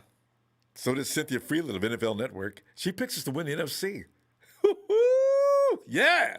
It's all about health, Bill. Somebody told me on Twitter, hey, man, stop talking about health. You talk that stuff in existence. Hey, I want to apologize to my Twitter followers. Stop talking about it. Bill, I'm done talking about it. I'm not going to say it. We're going to be fine. I'm not even worried. I'm excited. And all the haters, they're not going to be seen after the year. So let them have their time to troll. Let them have their time to talk. And where they're going to be when we take hold of the Lombardi Trophy. God, that's going to be where they're going to go. Where they going to go then? Especially if it's over Tom Brady and company. Bill, if we get in the NFC playoffs and we're against Tom Brady, and don't let it be Jimmy G against Tom Brady, do you know how pumped up G will be to beat the guy that helped him on the bench for 3-4 years? And then G will also, how people hate Jimmy G around the Niner Empire. G's, he never says anything, he never shows any emotion, but he'll be directed at them. Look, as he looks up to the cap, how you like me now? I said, you go, G. I told him. I had faith in you from the beginning to end. I knew he was going to do it. Hold that trophy up high, And then I'm looking forward to that day. Ronbo, one question. What if it's Trey Lance instead of Jimmy? I'll be still happy about the sixth Lombardi. I don't, I ain't like some people. If Trey's holding up that trophy and we win it, be just as juiced. So, keep it static. I think the Niners are gonna surprise a lot of haters, and leave a lot of people crying, and a lot of people that are hating on our team. They won't be seen. I think they're going to go into hiding. Yeah. They probably come up with this excuse. I don't like football. I was just doing it because I like Mahomes. That's probably what they're going to say. No, they can't do that. I've got their Twitter accounts. I've got their Facebook accounts. All these guys have been pissing me off the last couple of years, especially writers. I know where to find them. Yeah, so they can't hide. So Ronbo, take notes. We're going to call them out at the end of the year. Get ready to call them out. I can't wait. Take your notes. So be careful what your haters say. Receipts. Because we're taking it. Taking the notes now. Come on. Keep talking. I'm laughing at you. You're entertainment. By the way, what happened to the one guy that was a preacher, the Seahawk preacher? Did he ever come back on? Or? Oh, Grayson? Yeah. Grayson's probably laying on the floor face down. I'm just, production just indicated to me that Grayson's standing by. I hope he just didn't come and preach the scripture today. It's Friday. This is not a day for that anywhere. Hey, go ahead. He's going to need it. He might want to jump on our bandwagon at the end of the year. He might burn all Seahawks material, become a Niner. Who knows? Grayson, you got fans, as you can see. Hey. I'll support the team. Yeah, he's an undercover 49er fan. He said he's a Seahawk. No, we got lots. You're an undercover 49er fan, Grayson. Tommy Testosterone and Joseph Smiley. Seahawks reign in here talking major trash. I mean, these guys love the 49ers. They just can't bring themselves out of the closet. Right. We'll wait. That is true. Yeah, we'll wait. We'll hear your new team. It's San Francisco 49ers, 6-time Super Bowl champion. I'm out. Give me a 49ers shout out. Oh, you ready? Niners!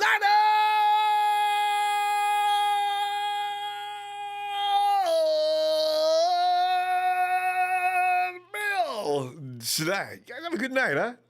Talk to you later. Yeah, I'll see you possibly Sunday if I'm not watching my pay-per-view. Have fun. All right. Have a night. Have a night, fam. Oh, and speaking of which, we're not gonna... that was not cool. See what I'm saying? Yeah, no, I got caught in the middle of a sentence, Grayson. Hello. Wrong. Yeah. All right, Grayson. Yeah. How are you? Oh, Grayson, doing fine. Grayson, we're looking for more words of wisdom. Grayson, you've got a following now. We all look forward to what you have to say today, Grayson. Did you guys have your first day of OTAs? I mean, OTAs, your rookie camp today? Are you talking about the Seahawks? Can you tell me a little bit more? I've been covering on Dream Singles and shit. Dream Singles? What is Seattle Seahawks fan? Yeah. This is the off season, dude. Oh. I like watching the games. To be honest, can I be honest with you, Ronbo first? Please. I watch the highlights. I watch the fucking highlights. It takes me 15 minutes instead of 3 hours. I'll watch the fucking highlights. Grayson, remember, hey, we have a young audience. Some of them are kind of young. Try to hold. Miss me with that the F word. But Grayson, you're a man of the Grayson. You're a man of the cloth. You're not supposed to use that term. I heard you reading scripture. Yeah. I do read scripture. Yeah. It's not a hard and fast rule for me. I just read it allegorically because it's the law of the jungle. The law of the jungle, Grayson. Have you not heard it like that on those words? Jesus Christ is evolutionist. Do you agree with me? Just elaborate on that a little further so I can understand. I'm interested in that though. Why would you call him an evolutionist? Okay, so I'm saying, let's just start it one by one. Jesus Christ is adaptive. You agree? He's a what? Adaptive. A-D-A-P. Okay. C-I-V-E. Okay. Okay. So, Hey, Jabroni, hold on. This is a 49er group. What are you doing right now? Are you lost? Pick the pot down, Jabroni. No. You don't come out here saying this other stuff that you don't belong here, kid. Do what Rudy did and keep it. Do you understand the rules, kid? You're not going to beat the Seahawks. You're not going to beat the Cardinals. You're not going to beat any of these teams. We beat you in 2019. We beat you. We beat you in the playoffs. What do you want? I'm not saying you haven't. We beat you. We beat you in the playoffs. We beat you in the last game in 2019. Not your year this year. It's not. You're going to lose. Dude, are you lost, kid? Like, are you? This is not a Seahawks freaking feet chicken place. Oh God! The Seattle Seahawks are bringing the game. Do you see the red and gold everywhere? Red and gold. Seattle. Huh? Cool, right? Guys, Jeff, Do you have any do you have any purpose in this chat? What do you think about San Francisco right now? Let me ask you I'm this not question. saying it's Wait, not a fam. great, beautiful city. Let me I'm ask not, Grayson this 'cause there's question. a lot of cool things there. Grayson, now in this case, you've met someone who's a little bit hostile towards you. What would Jesus do? What would Right. Jesus do? What'd you write that down? What do you say something about that? You might give him an outboard about life. Let me just give a shot props to Will. Get this jabroni! Please, get the frick out of here! Grayson, What are you shouting on your mic to? Grayson, where's the way to go? Get this freaking out of here! This is special. I'm here. Grayson, listen. Sea chicken! Let me see. Grayson, we'll see. We Go can try drink again. some Starbucks! We'll try next Do you time. agree with that? What did you Grayson, guys we're say? gonna, Bye, jabroni. Grayson, Go we're gonna go. Niners.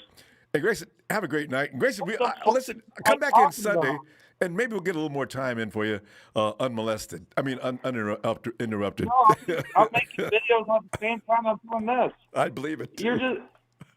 I am. All right. It's easy. Grayson, I'm sorry. We'll see you next time, okay? And go Hawks. Well, on the show, as long as you're doing it live, it's here. And I'm gonna make videos.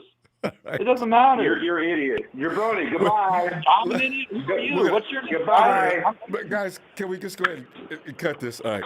What's your name? Yeah. I'm just I'm curious. Sheik. We're on the phone. I'm Sheik. You're safe I'm with Sheik. that. What's up? All right. This is a Niner group. Keep Sheik, it football. All right, Sheik, we're gonna go. And we're gonna go find a I had to do that, Ronbo. I had to do it. You were brilliant. I'm impressed. All right. All right. Good night, Grayson. Good night, Sheik. Sheik, we'll talk to Sheik in a few minutes. All right. Yeah. It's little Hawks fans, I don't know. You guys, I don't know. It's just Emilio.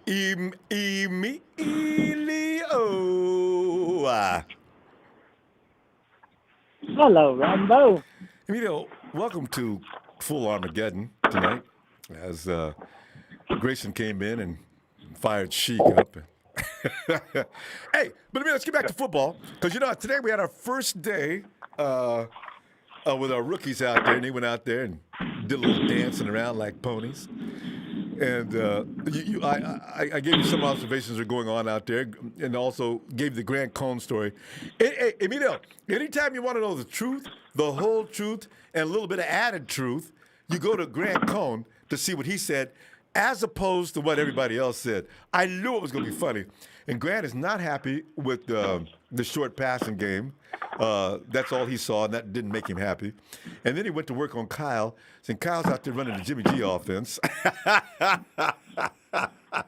Grant, that's not Jimmy G's offense. If Jimmy had it his way, I got a feeling he wouldn't even be running that offense.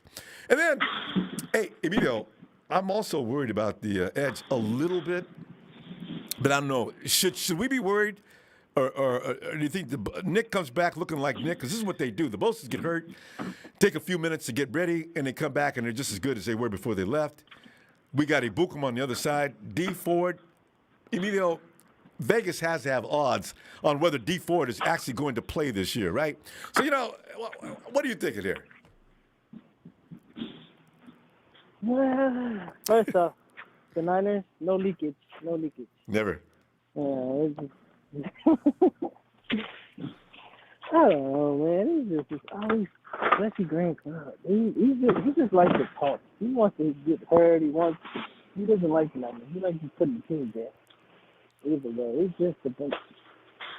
Yeah, who cares? It is Jimmy's offense. That's what we've been running for the past 4 years. So it is Jimmy's offense. Give him that. Give him that. He's right.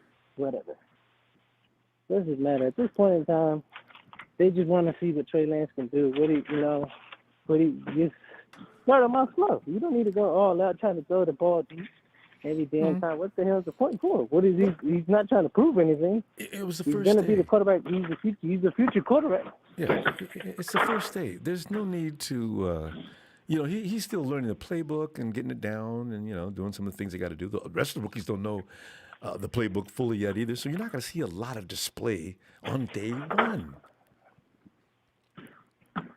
It's just trying to get used to it. See what he's picked up so far. That's all that is. Yeah. I don't see what they look like. who does go all out. who the hell goes out first day? I mean, what do you want that man to do?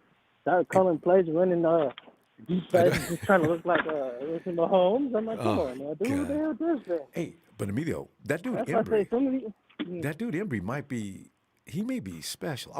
We'll see. Keep an eye on him as these weeks go by in practice.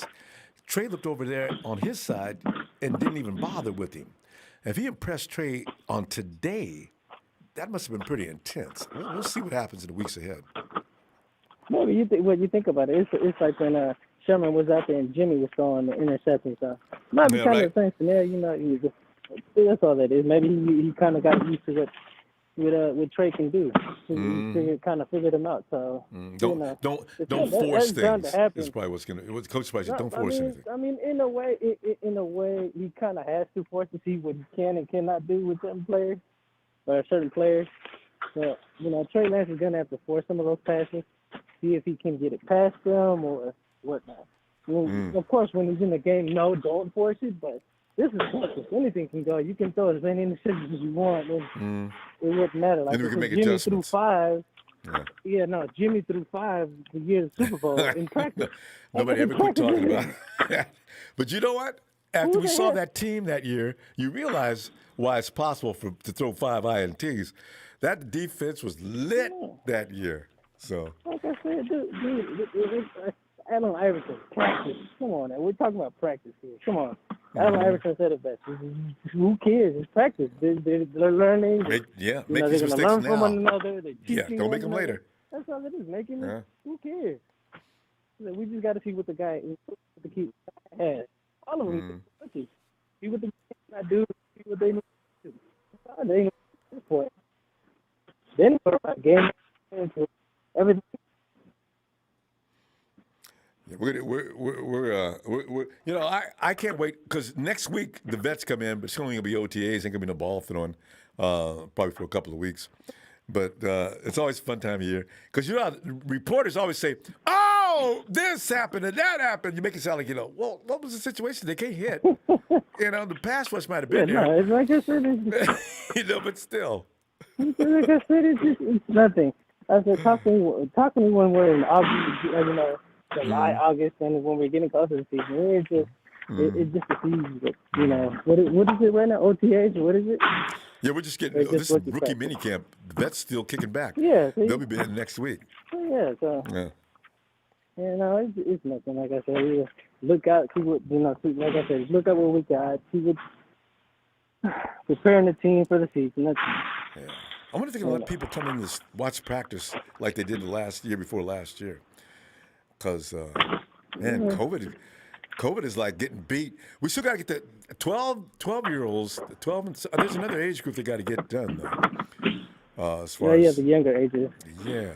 So I'm still worried about that. I got myself. I got to get vaccinated myself because I'm going to do some traveling. And I'm trying to go, like I told you, I'm going to the Bears game. It doesn't hurt. And then I'm gonna go to. I'm trying to go to the Rams game at the end of the season. So I got to make sure that I got to get vaccinated. I was just waiting because trying to get my daughter. Don't wait because you got to get a second shot. Because we don't have Johnson & Johnson anymore. Oh, I'm not trying to do that. No. I know, right? No. Oh God! Is that Johnson & Johnson? I thought I wanted Moderna. Hey. Oh my God! I learned better. They don't know. They don't know how to make baby powder. I'm gonna take a shot and get that. No. I don't know what people were thinking with that one. We gotta go be there. Learn how to make baby powder. I know, man. Yeah. It's scary stuff. I'm gonna see you Sunday, fam. All right. All right. All right. I got you. And remember, Niners for life. There you go. As opposed to all day. Mito's got a new one. Niners for life. Night, fam. No, Niners for life. Not Niners for life. Okay. There you go. I like that even better. All right, Emilio. See you Sunday. All right, man. Yeah. All right. And Santana.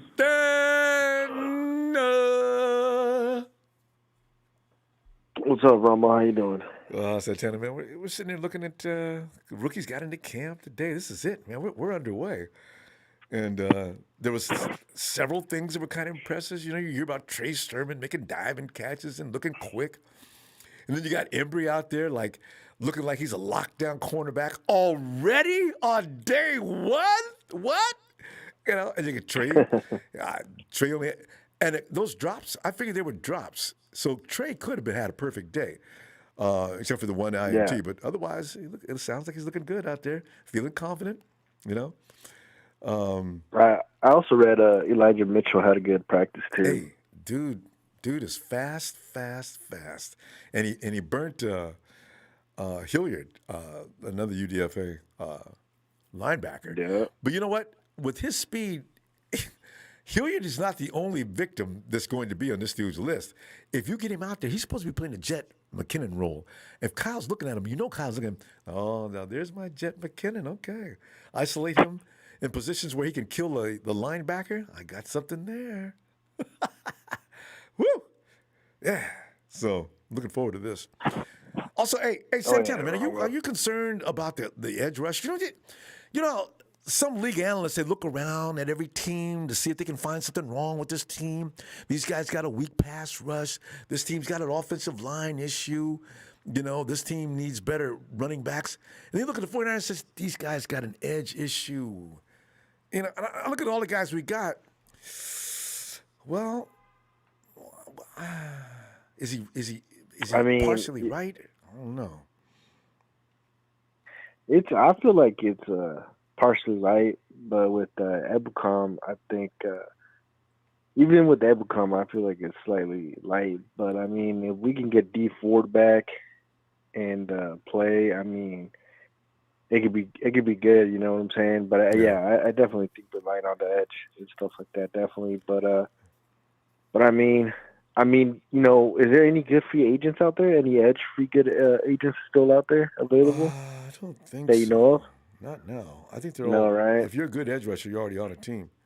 But the thing is, they're saying that Nick. Are you expecting Nick to come back as Nick, or just a Nick trying to get back in shape?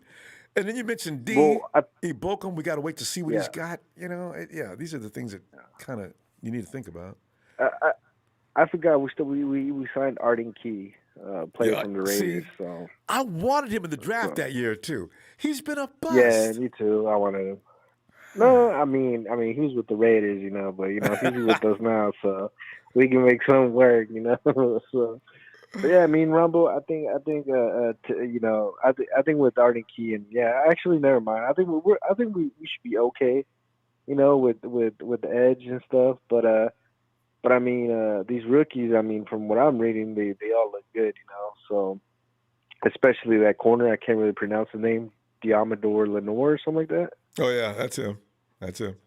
Yeah, he got interception. I mean, imagine. What's up, Rumble? Yeah, so you're right. He was on target today. Yeah, I mean, I know it was a one-on-one type of deal thing, but still, man, just the confidence, man. The boost he got, man. Covering the wide receiver and then getting an interception, the first round pick, you know what I'm saying?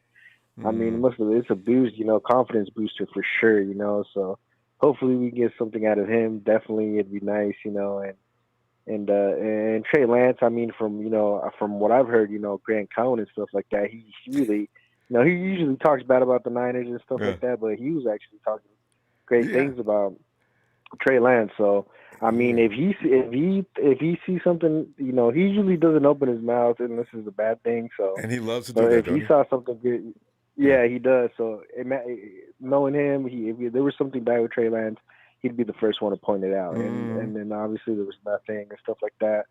But still, man, it kind of sucks that the 49ers used to they would have more insight of practices and stuff like that. I don't know. Remember they used to have a brick by brick or whatever show, right? And they don't have it. I mean, I missed that. I guess we're not getting that this year. Yeah. I mean, because it gives you a little bit of more of an insight from your eyes instead of the media side. You know what I'm saying? So. I mean, so now we just got to rely on what the media says. Up close interaction with the player too. That's what I was enjoying because they're talking. Exactly. You got Trent and George playing video games or something like that. They're saying things. Yeah. You get to know these guys. They'll probably do something similar. Yeah, exactly, man. Yeah. It'd be nice if they bring it back so we can get to at least get a little bit insight with our own eyes, and opinions on what we see in the locker instead of the media. But yeah, man. I mean, hopefully I feel like we did have a good draft and hopefully, man, like I said, man, It seems like a couple months out till the first snap in the NFL, but I mean, it flies. You know what I'm saying? So, it's gonna go quick. Yeah. So summer goes quick anyway. I'm excited. I'm excited. Yeah, because it's the best time of the year, so it goes by quickly. That's a nice thing about going into football season. Hey, Santana, good stuff, man, as usual. All right, tell you what, I'll see you Sunday, huh? I'll see you. All right, man. I'll see you, man. Later. All right, later. Later. Man, Seahawks, man. Rain, man, we got George Kittle. You ain't got no George Kittle. You ain't got a Mostert. Man, come on, man. You ain't got a Fred. Bobby is okay, but he ain't better than Fred Warner. Work him, y'all. Work that Seahawks, Rain. Ellis! Get in here, Ellis!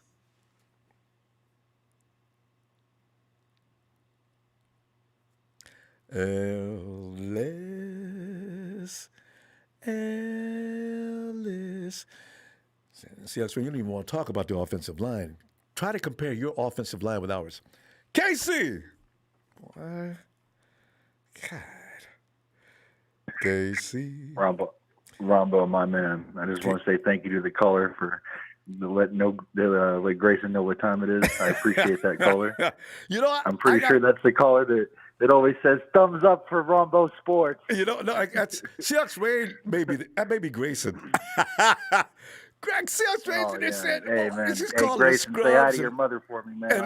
I'll let you know what time it is. You know? On the move, man. Pick the wrong party to crash, man. That guy's lost, man. He's really lost. Jesus, man.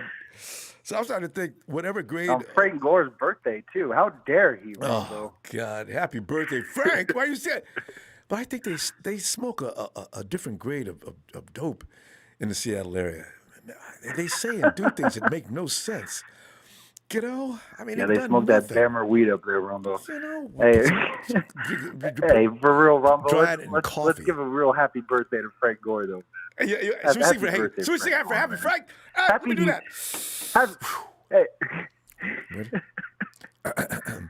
Oh, Frankie, it's time to come home, Frankie. Happy Niners birthday, 'cause you'll always be one of the guys that we love thee. Happy Niners!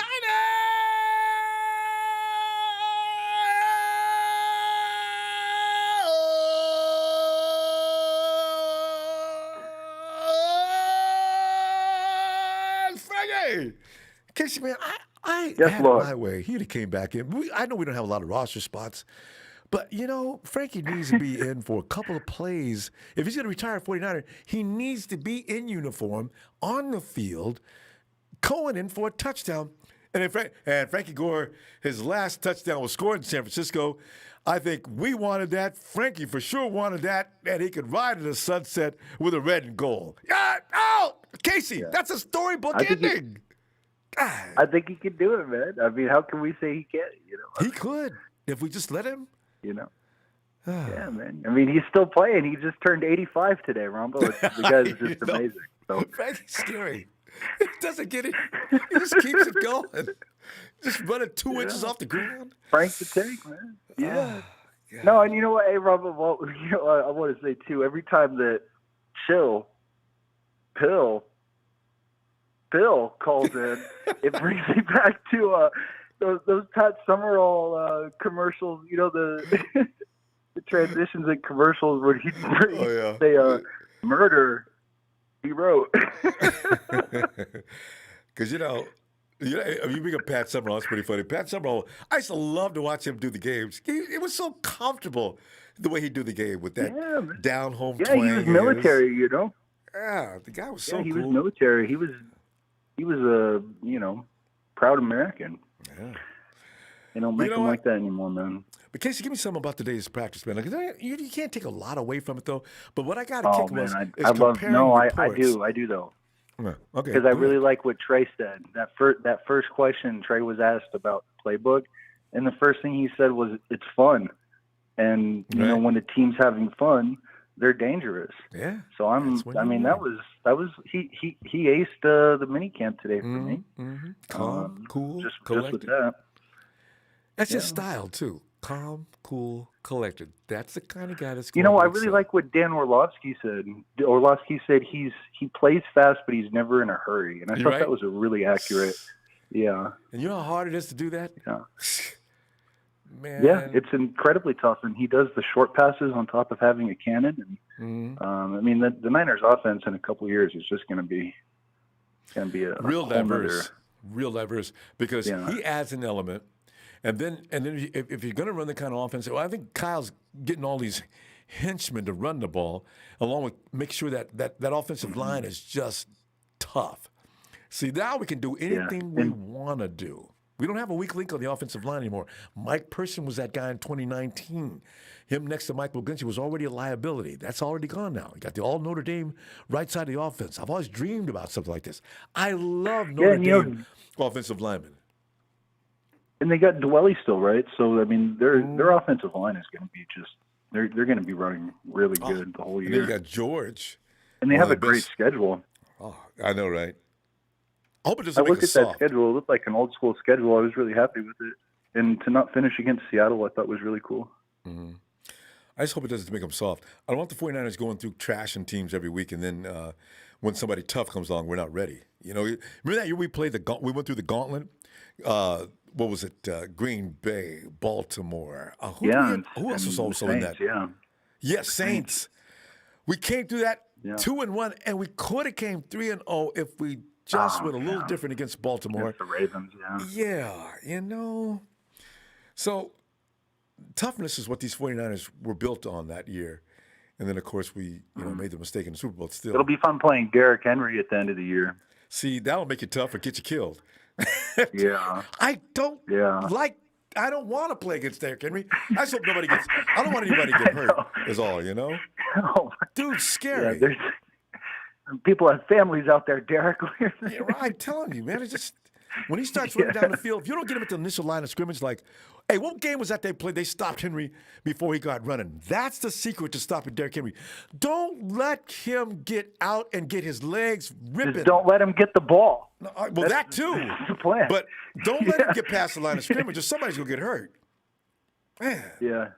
No, that guy's an animal. End up making business decisions. You know, Ronbo, every I think time I see him, man. it'd be funny. It'd be funny though, because I think Trey. I really think Trey could start by like week 4. Like I agree with Niner Mike, and I think it'd be funny if no matter what happens, I think it'd be funny if you just kept the Jimmy banner up forever.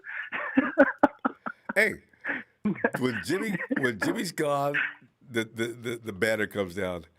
I got to tell you though. Okay. I like but that'd Trey. be funny if even if even after he's gone, you keep it. Nah, you can't do that. He's got to come down.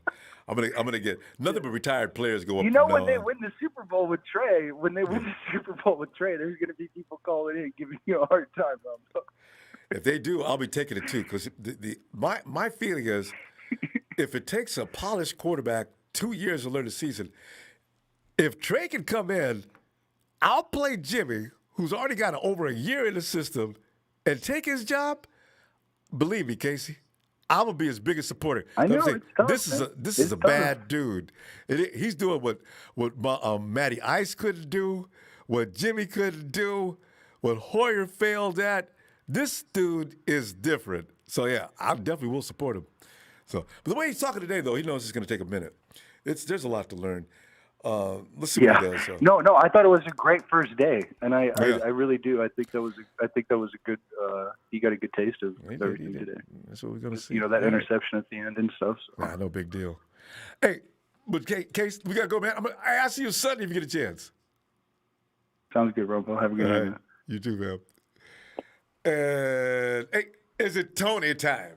Tony. How you doing, Ronbo? I got 2 missing messages here. Tony, come on in, man. Would you look at the shirt, please? Tony's in, full effect. He is in Hawaii, that land of beautiful sunsets, and not to mention Tony too. Tony, good to see you, man. Thanks for noticing, Ronbo. I had to go to the DMV today to take a new driver's license photo, so I thought I'd dress up a little bit. There you go. Tony, your microphone, your sound is not coming in. It's coming in really low. No. I don't know why. Is it really? That's not good. That's not good. Hold on a minute here. Is our volume? I'm looking at production. It's not us. Yeah, Tony, what kind of microphone were you using before? Because I noticed you got a different. Can you hear me now? Ah, there it is. There it goes. Sorry about that. Tony, no problem. You were at the DMV today. I heard that part, and you thought you'd dress up for the photo. That's the only reason why, yeah. So I figured I'd just leave it on all day because, I work remotely, and so it's just one of those things, I'm in T-shirts usually, Well, thank you, sir. I'm feeling pretty good today, though, about the 49ers. How about you, Ronbo? I'm feeling great. As I said, that's why everything was hunky-dory on the reports. And then I said, well, let me see what Grant Cohn said. And, of course, Grant delivered, as you would expect. He said good. He didn't say anything bad about Trey. Not really. He did say something about Kyle, though, as far as Kyle not letting Trey do some rollouts and dropping bombs and things like that. It's the first day. It's just let him get out there and get their legs loose. I was also impressed with the fact that Embry was actually making Trey think twice before going at him. I said, good. Maybe we got something. Did you see the clip of Lenore picking off the ball? Yeah, I've not seen that clip, but I read about that. Tell me about it's all over Twitter. It's the first day of rookie camp, so we're gonna read way too much into this entire thing. It was the interception he scored off of Trey Lance, and that I think is also just impressive that this guy who was drafted very late is ending up picking off the not that late, but a very late draft pick. Yeah. I think you are right. I think he's one of the Magic 5th-round draft picks. But even so, a guy who was not a number 3 overall pick made that great play. He just looked very natural doing it, and it was a really just a heads up interception. And if he's doing that on the first day of camp against the blue chip quarterback, I think there's a lot of upside there, and that was particularly exciting to me. And at the same time, the thing I heard about Trey Lance was he was checking down the ball a lot. And that was actually what they were saying he was doing today. But also watching a lot of the YouTube commentary, North Dakota State games that are out there on YouTube. That was something that the tape analysts were talking about, and how he actually is someone who does look to check down the ball sort of as a feature of his game, because he's playing a little bit more conservative than a lot of So I'm fine with that, because as a rookie,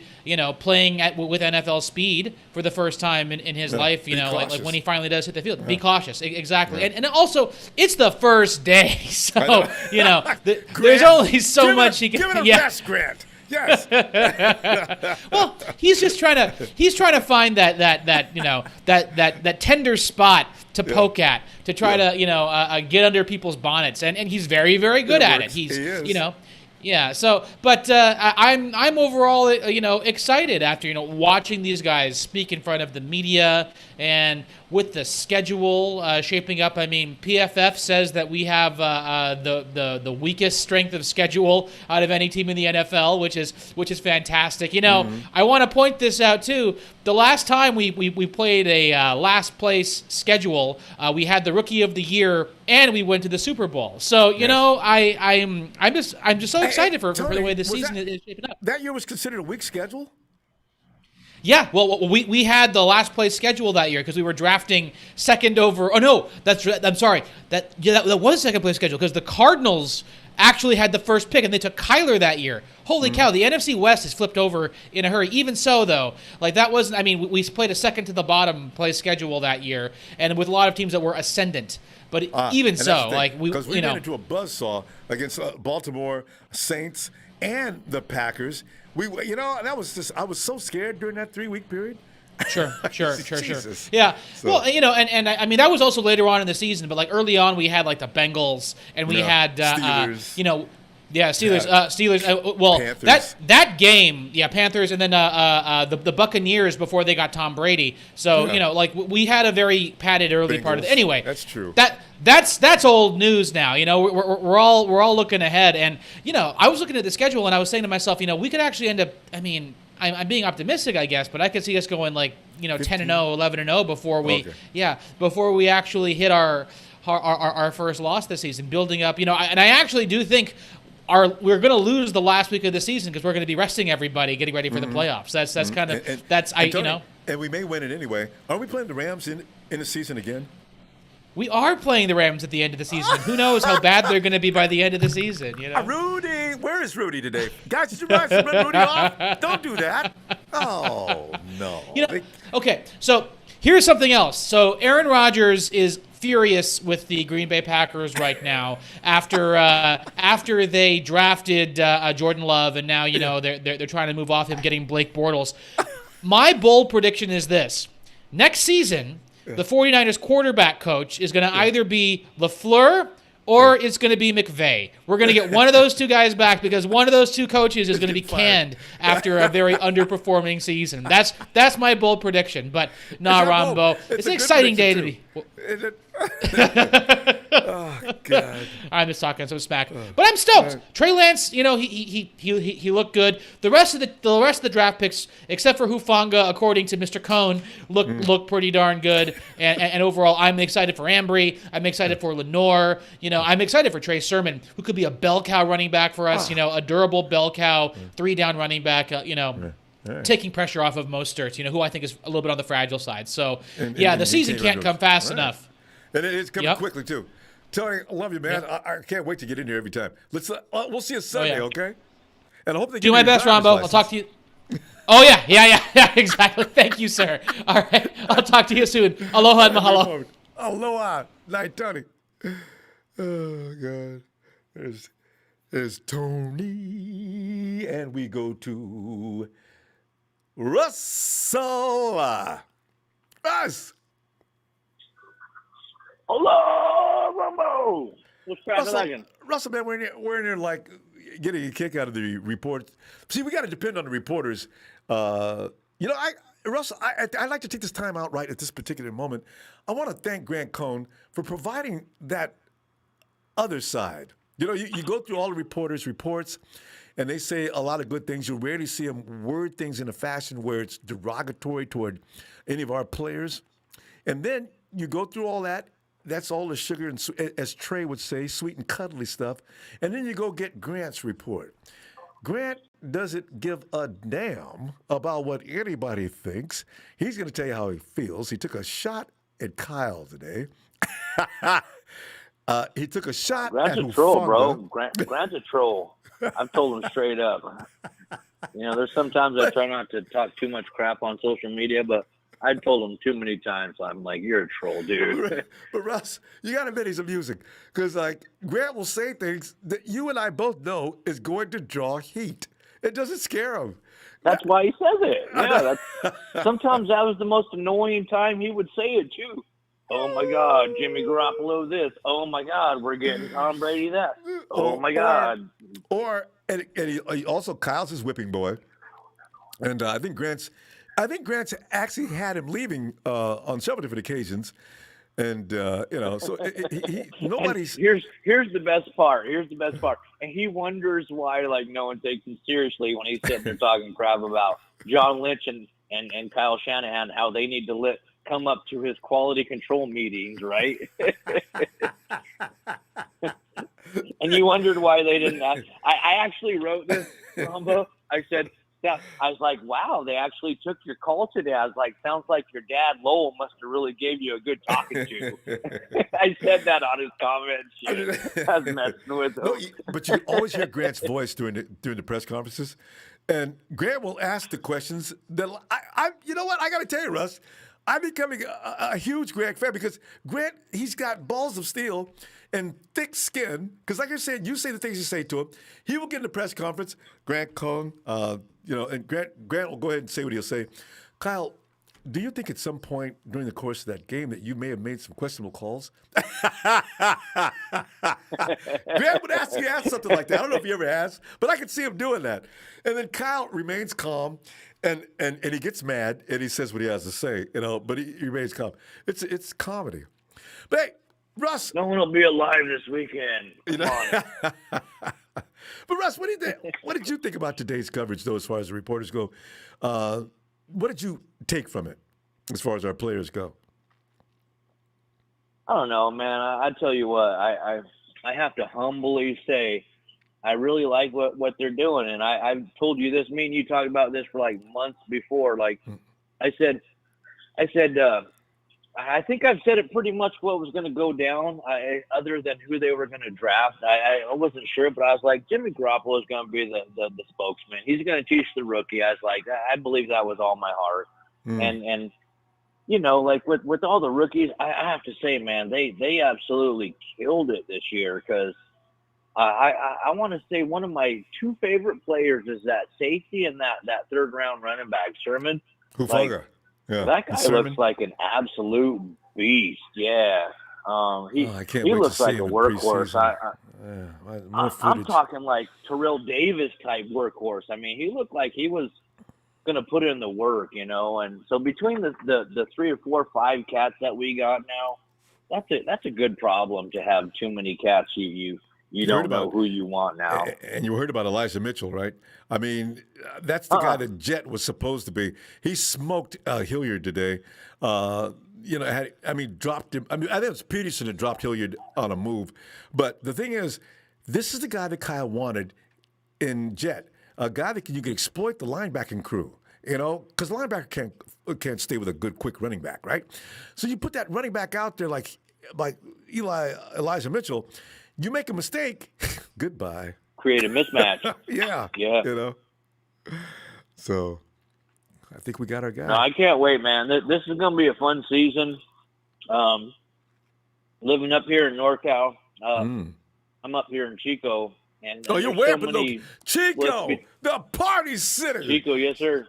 Goes through yes, the campus. Yes, sir. Out of control. I love it.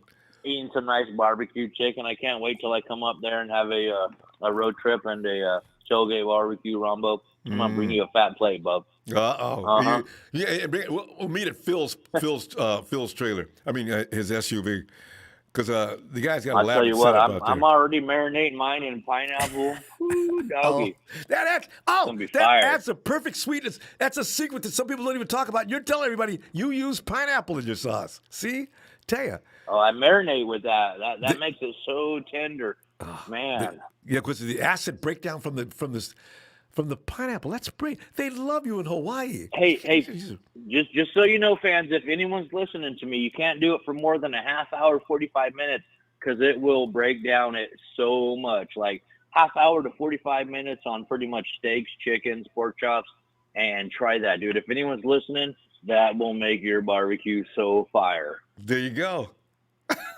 Yes, sir. I know you like your barbecue. I've been listening to you for a long time, sir. Oh, so I know you love your cooking. I do. I tell you, I can't. I love to spin it. I just hate cleaning up after cooking. That's the only thing. Hey, Russ, we gotta go. Good stuff as always. We'll see you Sunday. All right, Mr. Ronbo. Family, you guys have a good night, and wish you all the best, and I'll talk to you soon, sir. Looking forward, Russell. Thanks, fam. Night. All right, later, Ronbo. Later. Night, fam. Ew.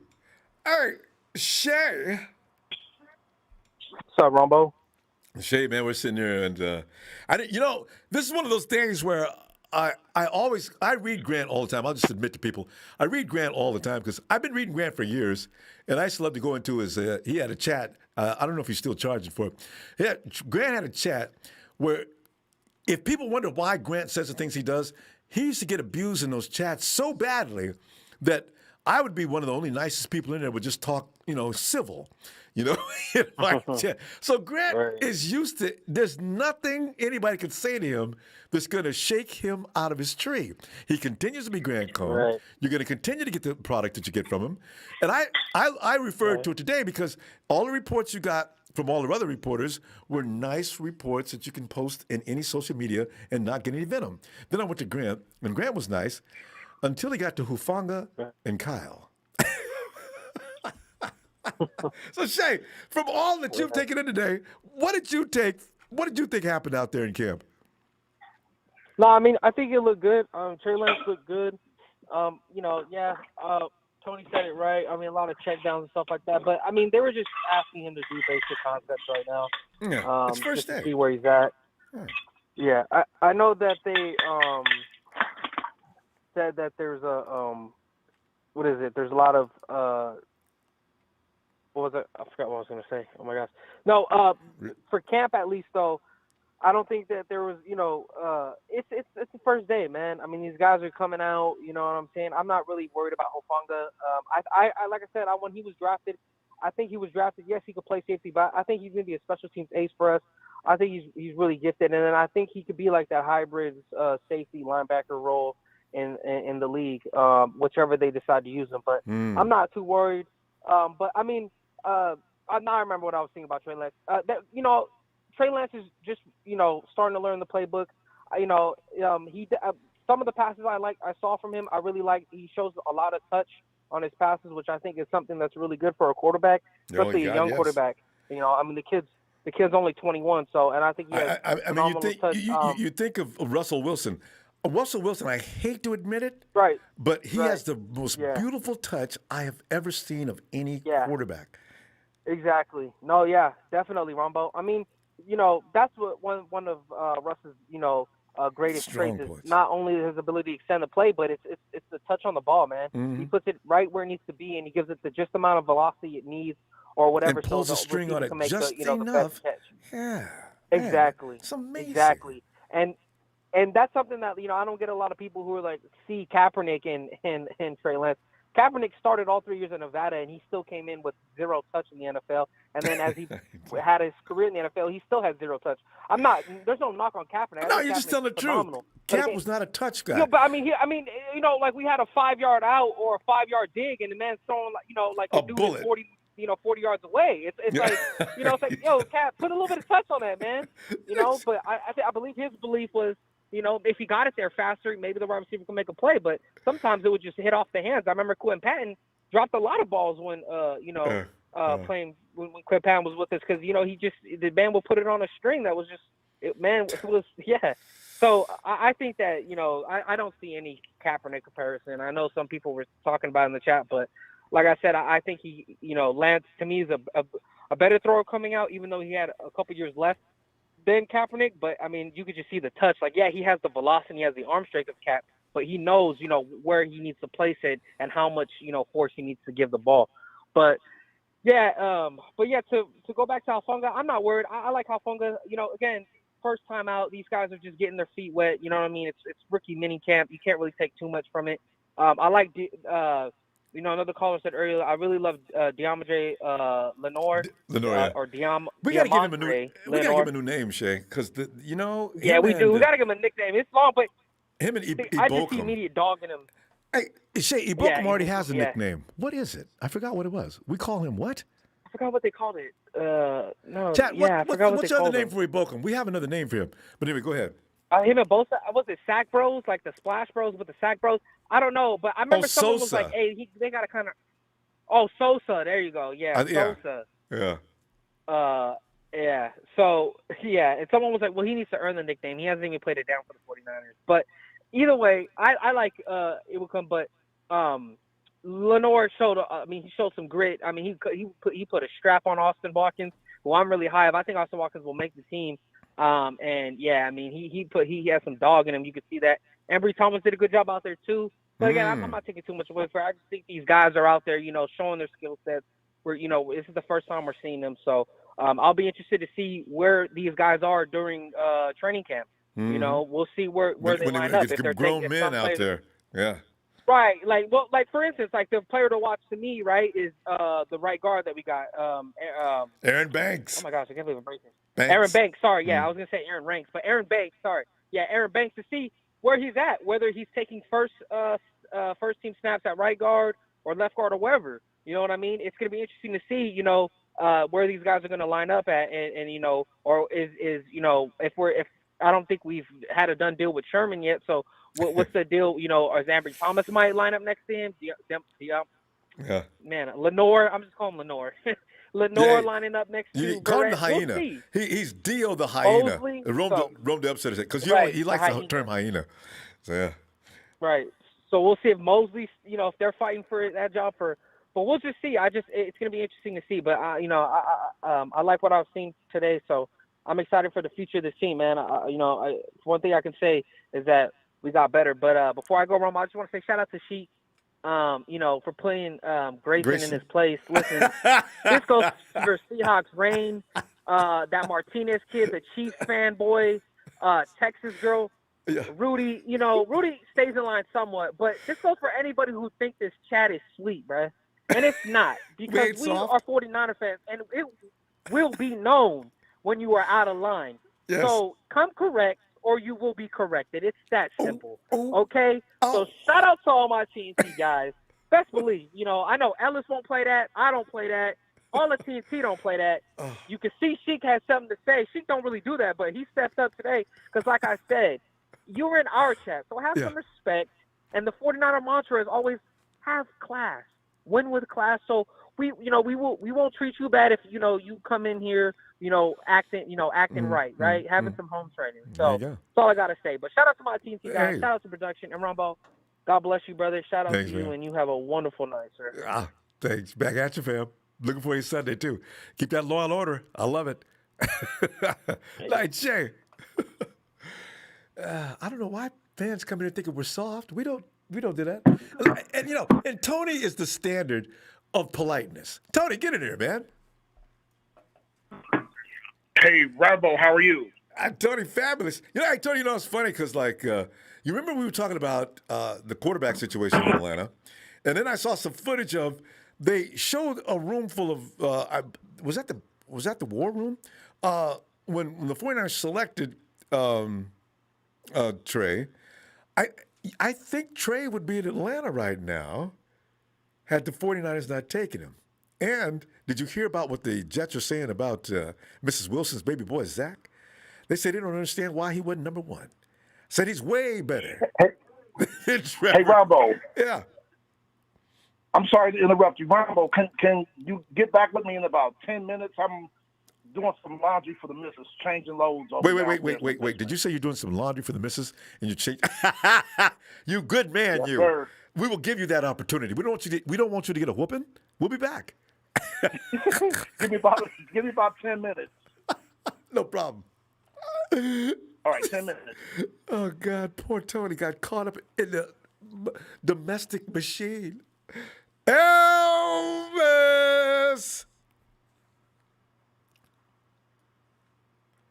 We might have to come back to Ellis. Ronbo. Ellis! Yes, Are you sir. good? Are you good? Can you go? Yes, sir. We're good. Right. Locked and loaded. Well, Ellis, as I said, we're looking at some of the things being said about our rookies out there today. They say this is going to be the only day that the media is going to be allowed to come out and make observations. The 49ers are serious. We got business to attend to. We don't have time for y'all. And today was the day. And Ellis, did you get anything from the observations made today that you liked or disliked? Or what are your feelings? I didn't get a chance to see everything that I would have liked to see today because, the family just bogged me down, man. I just barely got a few minutes to step away. Well, but you know what? What I did get to see, and from what I heard, I just seen actually, the Amador Lenore or Demo putting the clamps. Was that Austin Watkins? Yeah. Yeah. But yeah, shout out to but I mean that's a good corner. You want to be playing against good guys. You want to have guys that are competitive on both sides of the ball. So, Austin's, he got his work cut out for him, as do I'm sure some of our corners, especially when they start to come together as a team. And you get Debo and everybody else in there, and everybody gets to really get together and work. But as far as Trey, I've seen some good passes. They were just doing basic stuff. Today's not a day to be flashy. So I know everybody was kind of looking forward to just having like a real exciting day. We're not at that point yet, at that juncture, So it's we just got to be patient and I mean I liked what I've seen for sure. And I heard he did really well. I've seen the numbers, and but I heard he was very, very decisive in his in who he was passing to, because he seen some of the with Ambry and Diamador. I think he was being a little more decisive and making sure he's putting the ball in the right place, which is a good thing, because we don't want him to put it in the wrong coverage, guys' side of the ball if he's got other openings and other ways to get down the field. So that's a reflection of decision making. But I mean, it was basic simulated stuff. I think 7-on-7 is fun. I mean that's. Yeah, Ellis, you can also take from that. I'm glad he doesn't force things. And you know what? Because like a lot of times, Jimmy, Nick, not CJ so much, they get a little bit full of themselves and think they can do things they can't do. And like you're saying, it goes right in. It seems like Trey doesn't have a problem with checking the ball down. Or get rid of it is what I'd like to see, too, which I was always yelling at Jimmy sometimes. Jimmy, give it up. Jimmy, throw it out of bounds. Just let it go for the next play, Maybe we're not gonna have that. Yeah, or get a few yards with your feet versus getting negative yardage or potential interceptions or just just overall decision making. But it was the first day, so we can't.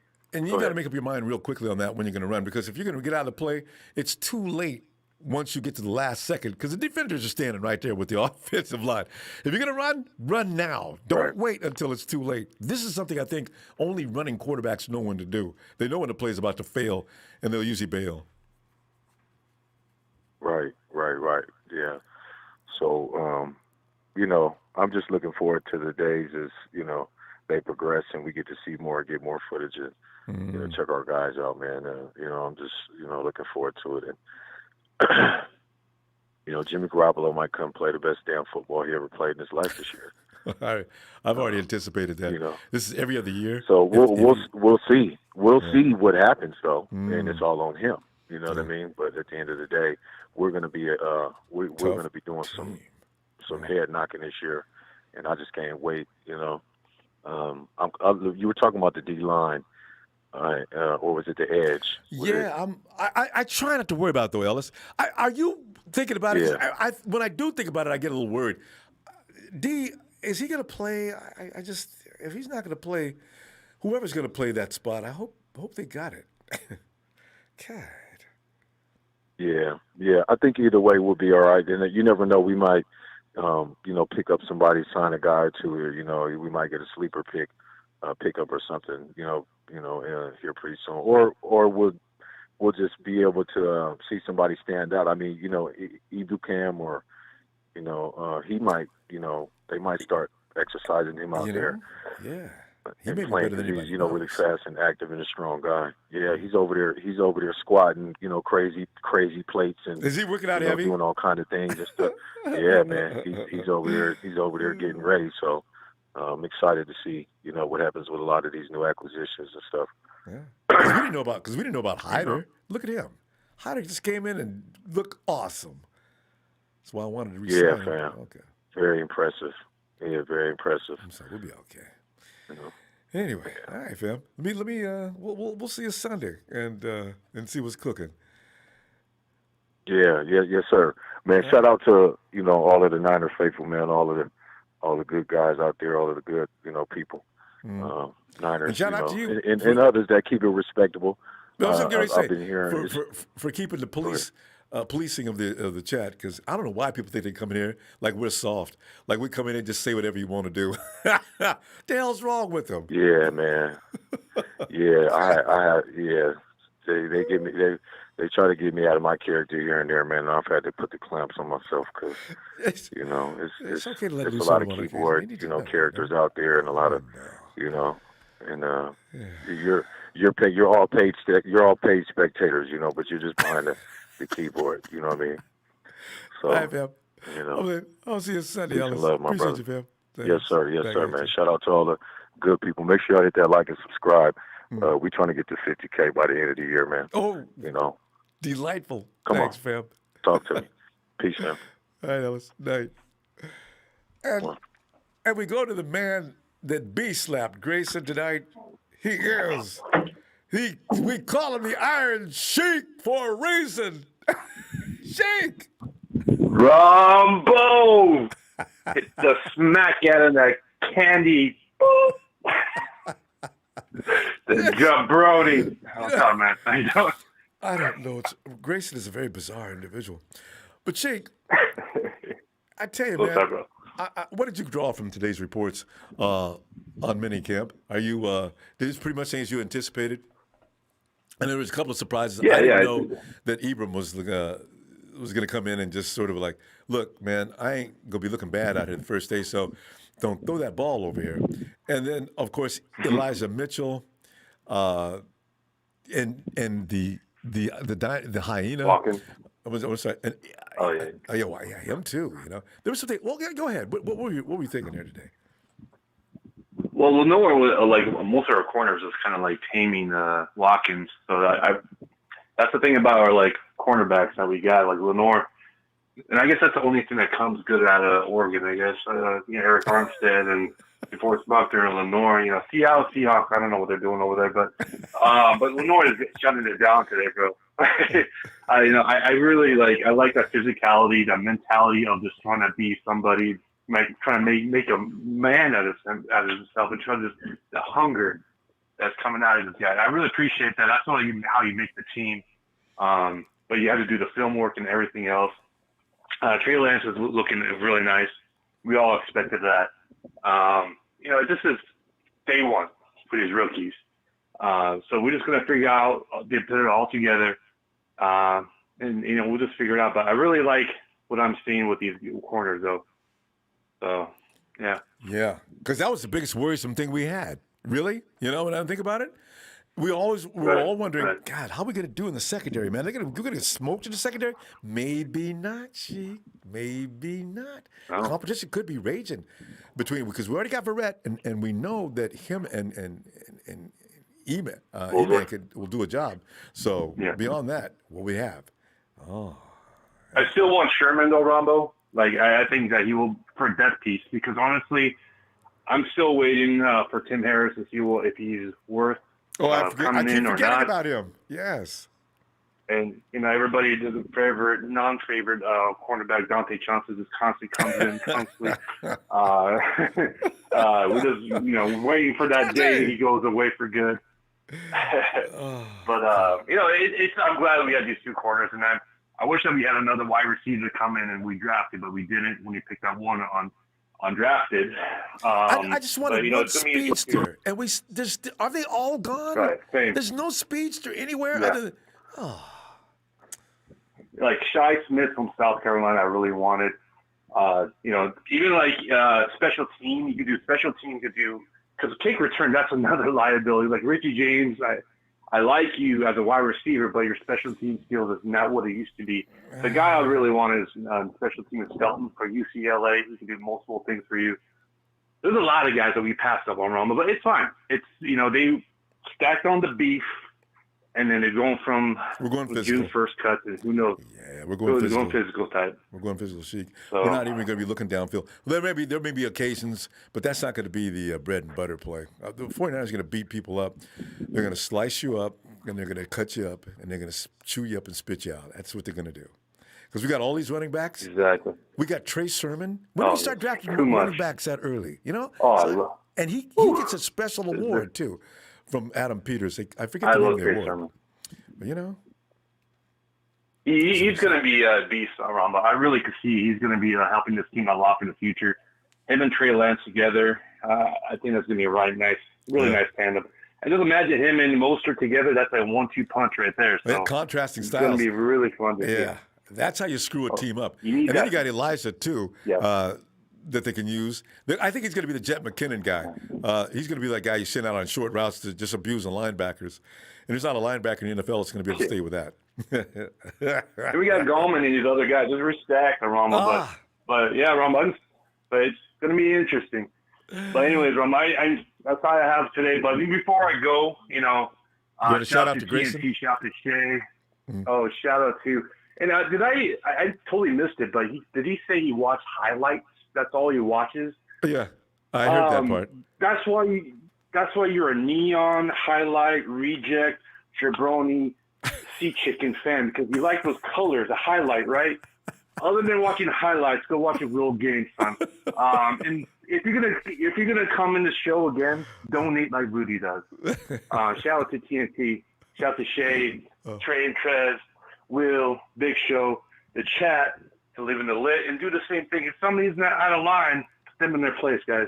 Hit that like for Ronbo Sports Stuff and share all platforms. Go Niners. Gee, I tell you, it's just pure entertainment. Well, I'll see you Sunday. No jabronis. Oh God. I was waiting for Grayson to punch in on Sheik. You know, Grayson seems like the kind of guy that's got a lot of nerve. Hey, Darius! I'm waiting for that. Night, Sheik. Ronbo. Darius, yes indeed. First thing, Darius, we are officially underway. The rookies were in camp tossing the skin around today. Darius, what did you take from what you heard today? And that's why, as I said, I contrast what the other writer said versus Grant Conus. Grant Conus like always on an island. He always has other things to say that nobody else would dare say. But what did you get from what happened today? And also, I'm concerned about our edge, and writers are starting to think to target the 49ers' weakness would be to say that their edge is suspect. I said, oh, no, it's not. We got Nick Bosa. He'll be fine. Yeah. We have to worry about the other side, just a little. But it's only about can the other side play. Wait, your feeling? Yeah. As for the whatever it's called, the rookie mini camp, it's day one. Nothing crazy is gonna happen. Yeah. You're not gonna see, deep shots down the field. You're not gonna see, you're not gonna see anything crazy. So. Yeah. I don't think there's really a takeaway from that. But I saw the highlight or the clip of Diamador in his INT. Was that against Austin Watkins Jr. because he was locking him down. He was playing like when I watched it, I was like, damn, this guy has high energy because he was moving quick, and the INT he made was an athletic INT. Like he had to twist his body around a little bit. So that was pretty cool. I gotta go back and watch those highlights. I saw glimpses on Bleacher Report. I didn't see enough. What is Watkins? Is he a good receiver? Does he look like a good receiver? I didn't really check him out either. Yeah, I mean, I just saw that one clip, Ron, but I'm gonna keep it a buck with you. I just got back home like an hour ago. I gotta go look at this stuff. So I haven't watched stuff. I just saw that when I was like scrolling through Instagram and Twitter. That's just one of the clips I saw because I saw like a little stat where I think that was Trey Lance's only interception or something like that. So it was by Diamador. So, but I do wonder about Watkins. Is he going to be somebody is he going to make this team? Let's look at the receivers, Ronbo. We got too many. Debo, Richie, Jalen. I mean, I don't know, man. Jalen, if he's healthy, but you're not going to use Jalen as a slot deep threat because he's not fast enough for that, is he? I don't think so. No. You use Jalen Hurd for mismatches and red zone. Right. So, right. And then you got Juwan Jennings. So I think he might make the team, honestly. Watkins? Or I think he might make practice squad, but I think he'll be there. He might. Yeah, I think he'll be there. He'll be there. Just being related to Sammy makes you automatically somebody you got to take a good look at, I guess. So. Right. Yeah. And then for the edge, shit, we got. You got one of the best edge rushers in the league, Ronbo. I know. What more could you ask? You have two, Darius. Well, one of them, his wheels won't work. Yeah, but listen, Samson Ebukam. I think you're gonna see a big leap in his play, because he has all the tools. Like he's strong, he's fast. You just gotta put it all together. And with our coaching staff, I guarantee you, will put him in a great situation to succeed. Let me look at Kerry Hyder, man. It's just like you put, and especially now, Ronbo, when Nick Bosa comes back, O-lines are going to be shit in their pants. Like you are going to have so much one-on-one opportunity because Nick Bosa's getting double teamed. Javon Kinlaw off his size alone is getting double teamed. So that's one lineman remaining. You got Eric Armstead in there. Probably, I hope they move him to D tackle. But our D tackle depth is insane. I know, right? You got Kinlaw, I think all of them are going to make the team. Yeah, we do have a lot. First, Zach Kerr, DJ, it's crazy. I don't know. I think you might keep Armstead at edge though. But no. I'm not Don't do that. I don't. Armstead sucks the edge. You got to put him inside. Yeah, I want him inside, but we got too many interior D linemen. You just have way too many. So but if somebody goes down, I don't got it because Armstead in 2019 he played inside, so and that's when he did the best. That's when he did his best work. I would like to have Armstead inside. Yeah. I really would, but especially if the opposite edges are rushing, you want to put Armstead to the inside because he keeps people busy off of Armstead. Yeah, it just all depends on D Ford. If D Ford stays healthy, you can move. Your D line is already 10 times better. I just hope D Ford can play for us, Ron. But it's just because when D Ford played, in 2019 without D Ford, our D line was still good. But when D Ford comes, it was devastating. That speed is dude. You just sit there and you just watch. There's nothing you can do. Nothing you can do. Nothing. The only thing you can do is hope the refs bail you out by holding on to the jersey. Yeah. There's nothing you can do. Or step forward and let Eric Armstead have you. Just give yourself up to the guy that's not moving as fast and coming from such a distance. It hurts worse. Yeah. I'm not worried about our edge depth. I think my edge depth is fine. I mean, but if there's a free agent out there, go ahead and get. Ain't no shame in getting an extra, edge piece. There's no harm in that. So you can always get out and get one. Maybe practice squad or someone might get cut that you might not expect. Yeah, who knows? They could pick them up. I wish they're too expensive for another team. Well, Darius, we're gonna go. Yeah. I'll see you on Sunday. See what develops between now and then. Who knows? Season's underway. All right. All right, man. All right, Darius. Have a good night, fam. DeForest Buckner and Juice are going at it on Instagram. Some of these things, I gotta start getting links. I guess you should check them out. What could they be going back and forth about? Hey, Tony. I'm finally back, Ronbo. Thank you for allowing me to handle that. Well, yeah, I don't want you to see you get in any trouble. I mean, you know what I'm saying? I've had that issue. Yes, sir. You were saying about the quarterbacks? Yeah, it seems that there was a little letdown in the faces of some of the Falcon folks. That shot was taken on, I'm not sure what I was thinking, when the 49ers picked up Trey just ahead. So I think maybe there was some thought to pick up Trey with pick number 4. You think? Because of salary cap and Matt Ryan, you don't want to pay 2 quarterbacks all that money. Yeah. So I could be wrong. I could be wrong. Yeah, I just wonder about that. The Julio factor in there too. Yeah. Which is still Ridley, Jones, Pitts. Oh. Hayden Hurst, the other tight end, Hayden Hurst. Yeah, my God. You just running backs. You're just lacking on that, aren't you? Do you have it? We got Mike Davis from the kid. You remember he played for Seattle one year? He played for us played too. With Carolina. Yeah. Yep. He's pretty good, but I don't understand why we didn't draft a running back. I know, right? They were out there. Yeah. Also, but Ronbo. Yeah. I heard you talking to your other callers like about another pass rusher. Yeah. Remember, Ron, there's a lot of free agents still out there, but they're not going to get paid the money they want. A lot of good players too. Just don't bring me back. What's his name from Texas? Every year he can't find a job. Wait a minute, I think he finally did. You know the guy I'm talking about? What is his name? The pass rusher. Yeah, he finds himself unemployed. You talking about Clowney. Yeah. That's a good name for him. I'm going to start thinking about that way I can remember his name all day. Clowney is clowning again, asking for way more money than he's worth. He's never going to get that payday. Cleveland signed him. I just realized that. They gave him a pretty decent salary, though, didn't they? Yeah, but you know what? I think I told you this on one of your shows a month ago. The year after he was with Seattle, he held out. Seattle offered him $18.5 million, $55 million. And he turned it down. I know. I heard about it. I remember that. Stupid. I don't know what is the most stupid.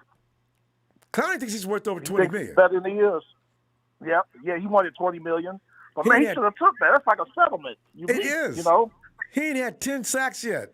Well, Clowney's. I don't understand him. I don't want him though. Clowney got. Yeah. After I seen what's his name over in Indianapolis abuse him like that, I said for Clowney, man. Clowney's a little bigger than he's a legend in his own mind. Okay. Yeah. But shoot, I still would like to get Ryan Kerrigan. I think Washington's going to try to sign him back. I would love to have him in Atlanta. And It'd also, be good for the locker room. Yeah. Also, I'm hearing reports out of the Jets, of course, it's kind of normal. The Jets are talking about Zach should have went number 1. I said, what did Zach show you guys in camp to make you think he's better than Trey Lance or Trevor? Interesting. Yeah, we're going to find out.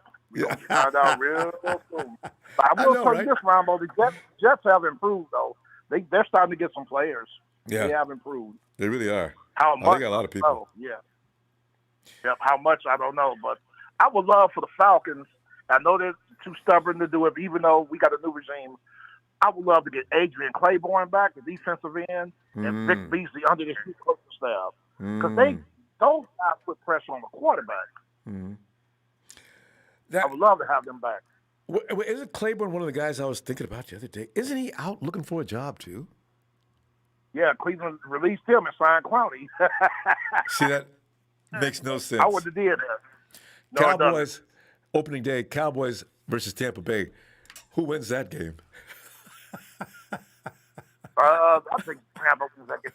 You know, I like Dan Quinn doing his tenure in Atlanta. I really did. I liked his approach. Yeah. But we got screwed so much with that soft zone. That's why we lost the Super Bowl. I can't see him changing from that in Dallas. I just can't. In Dallas, all hype. They think they're going to be all this and all that. Yeah. No, they're not. Yeah, I can't wait to watch. I'm going to watch that game. Since we got the early game, see Tampa Bay versus what time is that game? But the one thing the schedule makers did to us, and I don't like to complain. I just point out the facts. We basically got to go to London to play the Jets. I consider that a road game, even though it's a home game. Yeah. Plus, so we got basically 9 road games and what's 17 games now? 17 games, 9 road games, and 8 home games, and 7 home games. Well, you know, like the 49ers have we're going to log more miles than anybody in the NFL this year. I'm kind of surprised at that, though. If you're playing overseas, I would think that would, put you around the top. But for 49ers, we got more miles than anybody to travel this year than anybody else in the league. So, and then the NFL schedule, we got back-to-back road games 3 times and no back-to-back home games this year. 3 separate occasions. You guys must be right up there with the 49ers as far as yeah, mileage. The NFL doesn't like your 49ers, and they don't like the Falcons. It doesn't make any sense. Man, the NFL, pick on the Chiefs. Well, you know, they never did pick on the Chiefs. Pick on the Hawks every now and then. That's what I want to see. The Hawks it seems like life is on those Chiefs and Patriots too. Yeah. Oh God, yes. They had it made for years. And the Cowboys. For years. And the Cowboys that year, what they did well, didn't beat a team over 500. Okay, that's why when people talk about how great Dak is, I say, wait a minute, man. Cowboys, Dak ain't beat nobody over 500. They just happen to have a lot of teams under 500. So, yeah, I can't wait to watch the Cowboys. And Ronbo, who is this Grayson character that had me hysterically laughing tonight and the other night? Grayson is a man who does drugs way beyond his capacity. And then he starts getting on phone calls. I don't understand it.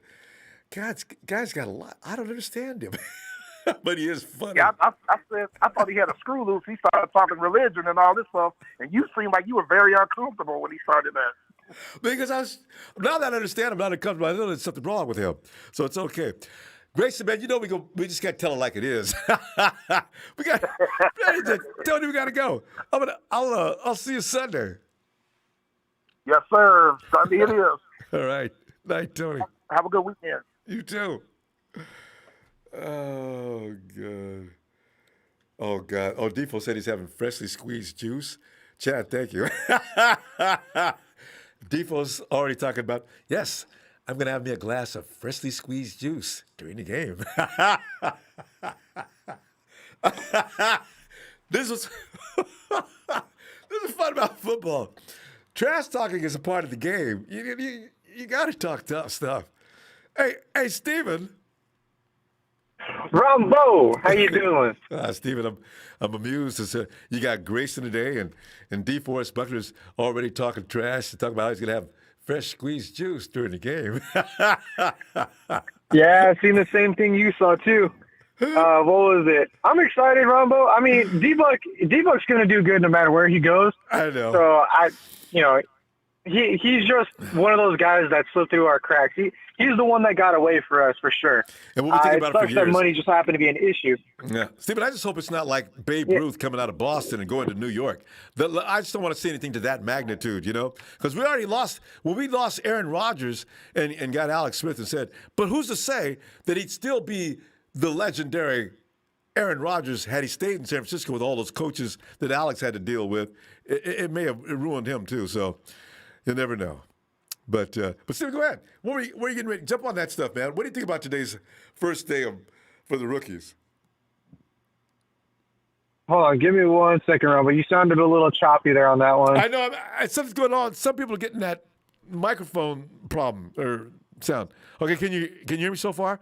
Go ahead and tell me how you felt about today as far as the reports and everything coming out of rookie camp.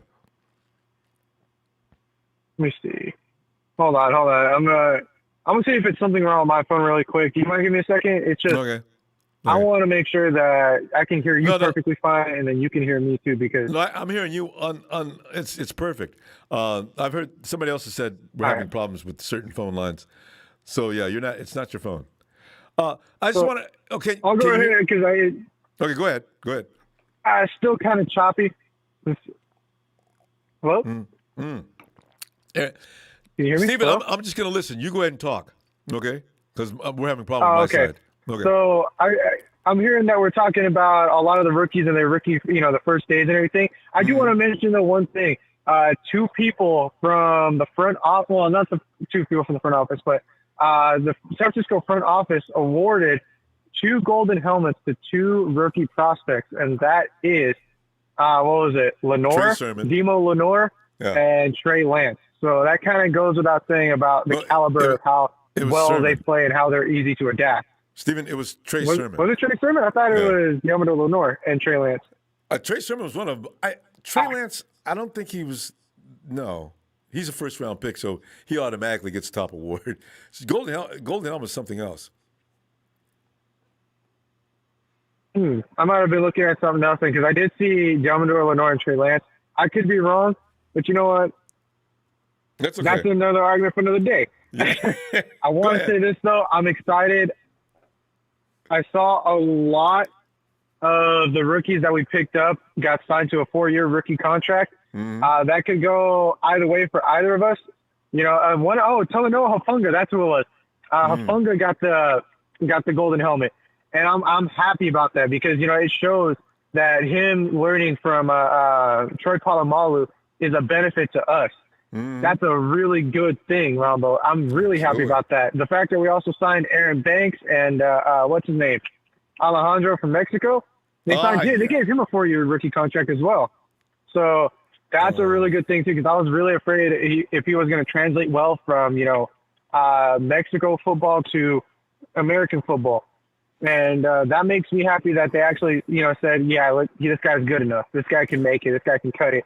I want to say one thing, though, because I know the last caller was talking about all the road games, 9 road games. It's nothing the 49ers haven't faced before, especially since our last couple of games in the NFL, we got kicked out of our own stadium. I know, so right? There's nothing different there for us. So, if anything, we have the upper edge. And another thing I want to get on to, the fact that the Jets are like, why was Zach Wilson number 2? I know, right? Easily goes back to the media. And you know what? I'm glad they picked him. Because I called it from the start. I was happy about, Zach Wilson during his NCAA season, but his postseason, that's where he started to show his true colors. That's where, his bad started to show. And I'm glad the Jets ate that bullet better than us. Because I was thinking that, the 49ers are going to go after Zach Wilson. I was super scared. I was like, I don't know how to feel about this. We're talking like back in April before the draft was even a thought. Before they kind of said who they wanted. And, but you know what? Better them than us, for damn sure, Ronbo. We're going to do so great this season. We have so many teams to go up against, and a lot of them are cakewalk easy, with the exception of, I think, the Colts and the Titans. Outside of that, it's a walk, man. 9 road games. All of the home games we have are people that we're going to kick the crap out of. And I'm hearing about this dude in the chat causing all sorts of uproar about how he's a Seahawks fan now. We're not going to do this and that. Man, shut your punk ass down, bro. Hey, like, for real. Like, that's Joseph Smiley. He just came back after taking a break. God. Yeah, what the hell? Like, man, shut your goofy ass up. You ain't got shit, man. But on the real Ronbo, I'm happy. I can't be any more happy than I am with this 49ers offense. Because for one thing, Bosa's coming back off of an injury, and everyone knows every Bosa that has gotten injured comes back stronger. Yeah. And you can't deny that. Yeah. And we got Sosa, we got Ibukam. So Sosa, he's going to do great. We also picked up a guy that Nick Bosa said to get from the Buckeyes. I forgot who it is. It's his teammate. His name is plays the same position. His name is Hilliard. I forget his first name. Justin Hilliard. Yeah. Justin Hilliard. And I'm excited to see how he does. I don't know if they're going to sign him yet. I didn't see his. I think they saw his name on there on the 4-year contract. But I'm excited for all these players. The only person I'm afraid about, like I said, is Elijah Mitchell. He got it signed, but I want to see how he does. Like, is he able to, do that smash mouth running back plays that we're so used to doing? Yeah. And go ahead. No, go ahead. Oh, and I'm excited to see Garoppolo play the best goddamn season of his life. If he's willing, because either way, Ronbo, if he does bad, if he requests a trade, who's going to pick him up? Nobody. They're going to be like, yo, you suck, dude. You're injury prone, and you suck. You only gave one good season. Well, he's going to have to play his ass off of us. Yeah, the 49ers actually had a couple of offers. I figured from Chicago or somebody like that. But, yeah, it wasn't going to be for a first-round pick. So, yeah, Jimmy, you know what? The guy's a real pro. He's not going to make waves. Jimmy Garoppolo is very amazing, and that you're never going to see an Aaron Rodgers episode from Jimmy or anything, even if he was that good. Nah. Jimmy's a very low-key, low-emotions guy. So you're not going to hear anything bad from him. So he's being nice to Trey.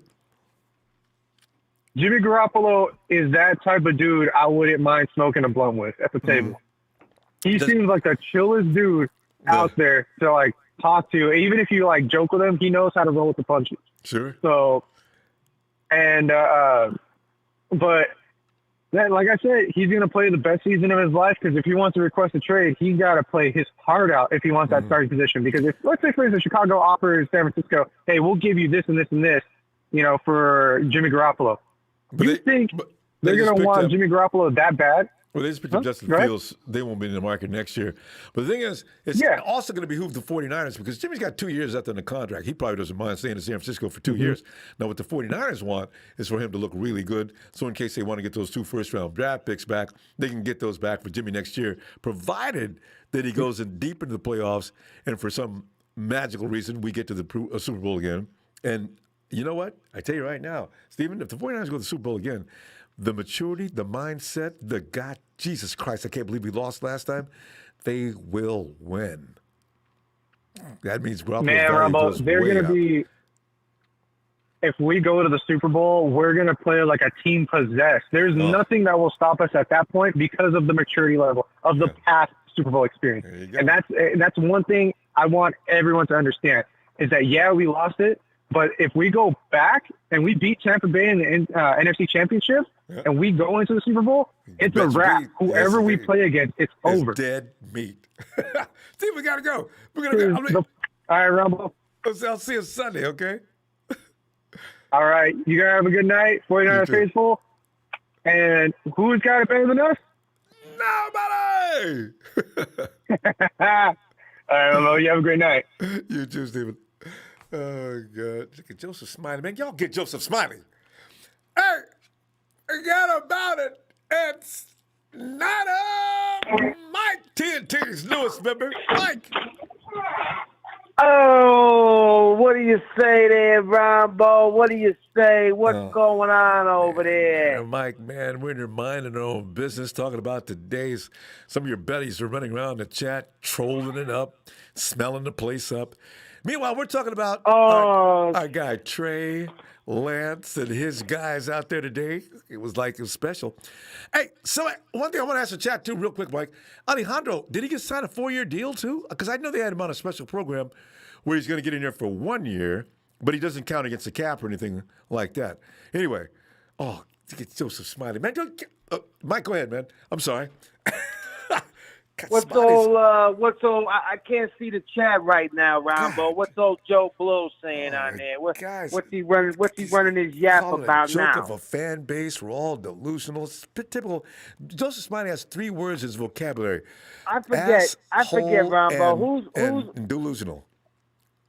I forget, Ronbo. Who's Joe Blow's team again over there? Them smelly. There's no such thing as a Seahawk. You know? Forget about it. Joe Smiley. You know, I bet you that Joe Smiley and Seahawks Rain are probably the same guy. He's probably got a bunch of burners on there, and you know he probably goes from chat to chat and from podcast to podcast, talking to himself on there, making it seem like he's got friends, huh, Joe? Huh, Joe? Little Joey, huh? Little Joey out there? You little prick, you. Listen, I can't wait to smash you and the freaking Seattle Sea scum. You know, hey, Ronbo, I didn't get to call in the other night. I was a little bit busy, you know, for the whole schedule deal. And, you know, hey, I got to say, talk about it. You know, look, Ronbo, I like the schedule. The only thing I don't like is the early bye week, Ronbo. They really didn't do us no freaking favors, all right? It's week 6 bye week. I mean, for crying out loud, you know, that's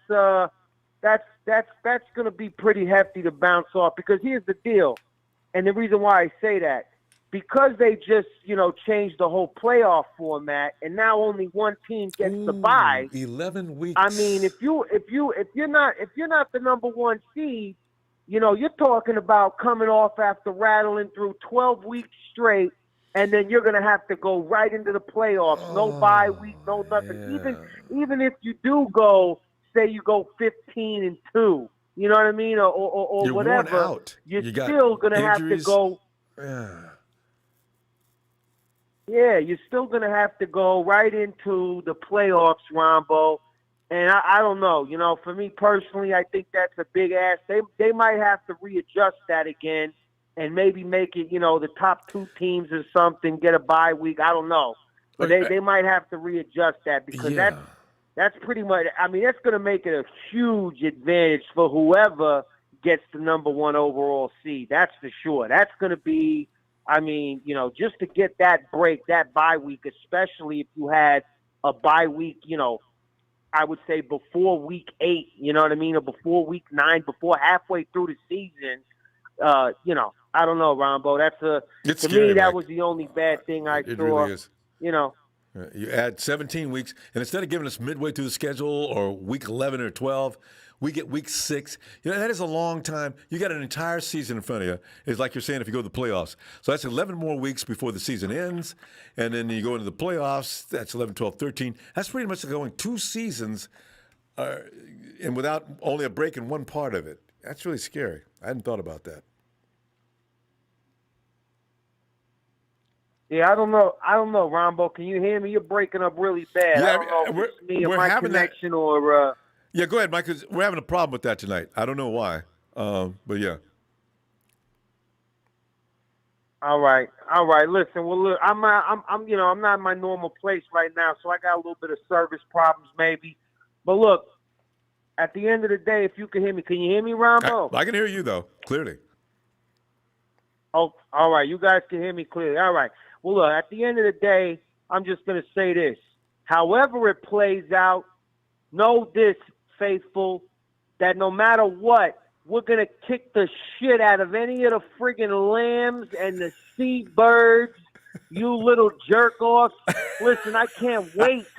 I can't wait to unleash the beast that is going to be a healthy San Francisco 49ers defense on all these guys. And, you know, it's going to be fantastic. I think the guys are going to come back hungry, Ronbo. I think they're going to be they're going to be more ready than ever to go out there and get it done. Forget about the whole revenge tour. Forget about all that shit. Let's just focus on this season. It's going to be an endurance challenge for everyone, you know.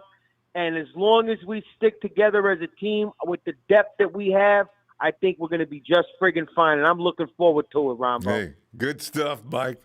Mike, we're going to go. I tell you what, I look forward to hearing from you Sunday. All right. Sounds good, Ronbo. I appreciate it. I'll be back home on Sunday, so won't have no connection situation there. But shout out to you. Shout out to the TNT family. Shout out to all the faithfuls out there. I really hope all of you have a nice weekend and look forward to talking to you on Sunday. All right, Ronbo? All right, Mike.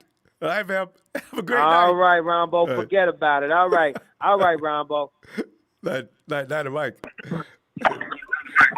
Oh, God. See, Night of Mike can put the haters in their place like nobody else. So Joseph Smiley, you and your team of clowns, take that.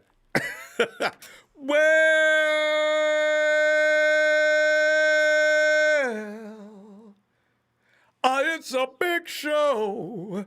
It's a big show on tonight. Show! What's going on, Ronbo? Boy, do I know a thing or two about putting the haters in their place. You know, Show says he spends a lot of time doing that. Well, Show, your observations on the day, as far as the reporters went and some of the things you appreciated, some of the things that you may have been scratching your head about or anything like that. And that would include anything you heard from my buddy Grant Cohn. Actually, it was an interesting day. I'm really excited about the future of our backfield with Trey Sermon and Elijah Mitchell. And I wouldn't be surprised if next year, given the fact that Raheem Mostert and Jeff Wilson Jr. are both free agents next year, which I don't know if we'll be re-signing them because running backs aren't very appreciated anymore these days in the NFL. I know. It's almost sad. I wouldn't be surprised if we added another running back in the draft next year to go with Sermon and Mitchell. But I'm really excited to hear what I heard about Mitchell today, about running those out routes and catching passes in the backfield from them. Yeah, you were impressed by that too. I saw that and I just, this is what I've wanted for Mostert for a long time. But he couldn't stay healthy, so we weren't able to see that, and the full potential of Raheem Mostert. We saw his speed, and that everybody fell in love with, but his health has been haunting him ever since he's been undrafted. So, I got to tell you though, looks bright I just hope Mitchell doesn't have hamstrings like most speedsters.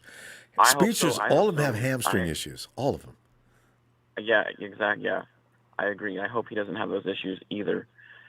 But we fired our strength and conditioning coaches, so what? Hopefully that helps out. Whoa!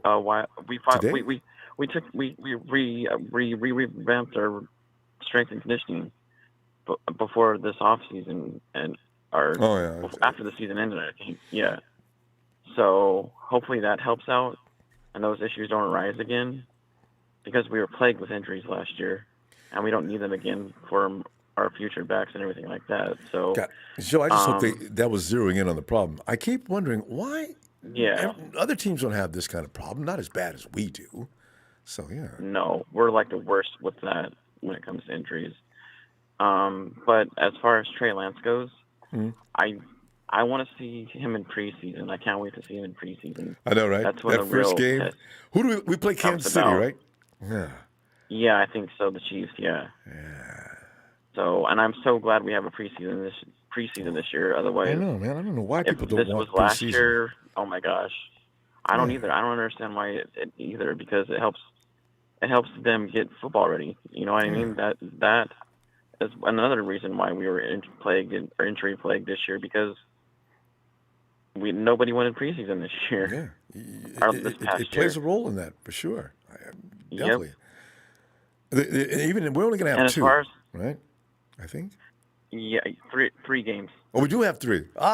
They just dropped they the just fourth took one away. Good. Yeah, they All just right. took the fourth one away and added an extra regular season game. So, and as far as our corners goes, Lenore, I would not be surprised, as much as I don't want this to happen. Again, I keep repeating myself, to bring Richard Sherman back, but he's going to help groom Lenore, and I guess they're bringing him back on an incentive basis. Lenore was already working with him, right? Yeah, he's really close with Lenore, from what I heard after the draft. But he looked really good against. I didn't really hear anything about Ibram. He actually intimidated Trey today. Trey looked over on his side a couple of times and says, nah, forget that. And he went the other side. But then again, like you're saying, though, Lenore picked him off. But still, it's early. And, you got to feel your way around out and there. And everyone knows this already. The real test begins when the pads come on. Yeah. But as far as Austin Watkins Jr. goes, he is related to Sammy Watkins, from what I understand. So the pedigree is there. I don't want to take too heavily that he got kind of burned by Lenore today, because it was just like I said earlier, like a few minutes ago, that the pads, when the pads come on, is when the real action starts. So I think Austin Watkins Jr. will make this team. Yeah. I give it a 50-50 shot right now. A 50-50 shot right now, depending on the health of Jalen Hurd. Because if John Lynch said he's... Watkins is not that big, though, is he?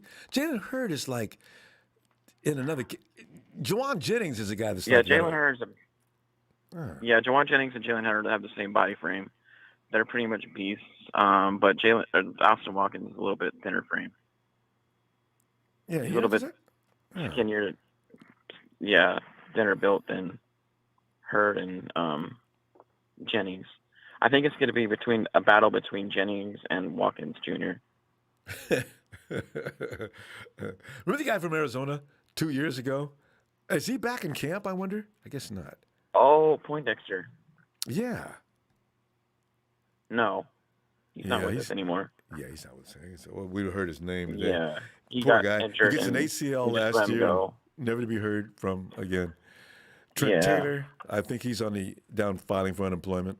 So it's interesting. I'm shocked that CJ Beathard got a job. Yes, he got $5 million from Balky. Yes, out of all people. Right. He's got to make the team though, doesn't he? I think he's got a spot on that roster. If they paid him that much money. Are you kidding me? Well, and he is definitely a lock, Yeah, I guess. I mean, because we didn't sign Josh Rosen to any money yet. Did we? I thought we did. No. Okay, no. These guys, we'll see what happens to them. So I'm really excited. They hit it out of the park this year as far as our draft picks goes, especially our corners. I really want to see Avery Thomas, though. That's who I'm most excited about. Yeah, he looked like he was like one of those guys, don't mess with me. I just want to see this run game. I got a feeling a philosophy shift is taking place right now. I'm really curious about that, too. Yeah, we're getting ready to beat people up. Which is why I think we didn't draft any receivers this year, but... Because it's shifting. I think, But I heard that we made an offer for Deshaun Hamilton from the Broncos. And he just came up with an ACL, and he's out. So, it's hard to – you can't put your finger exactly on the pulse of what the 49ers are doing at all times.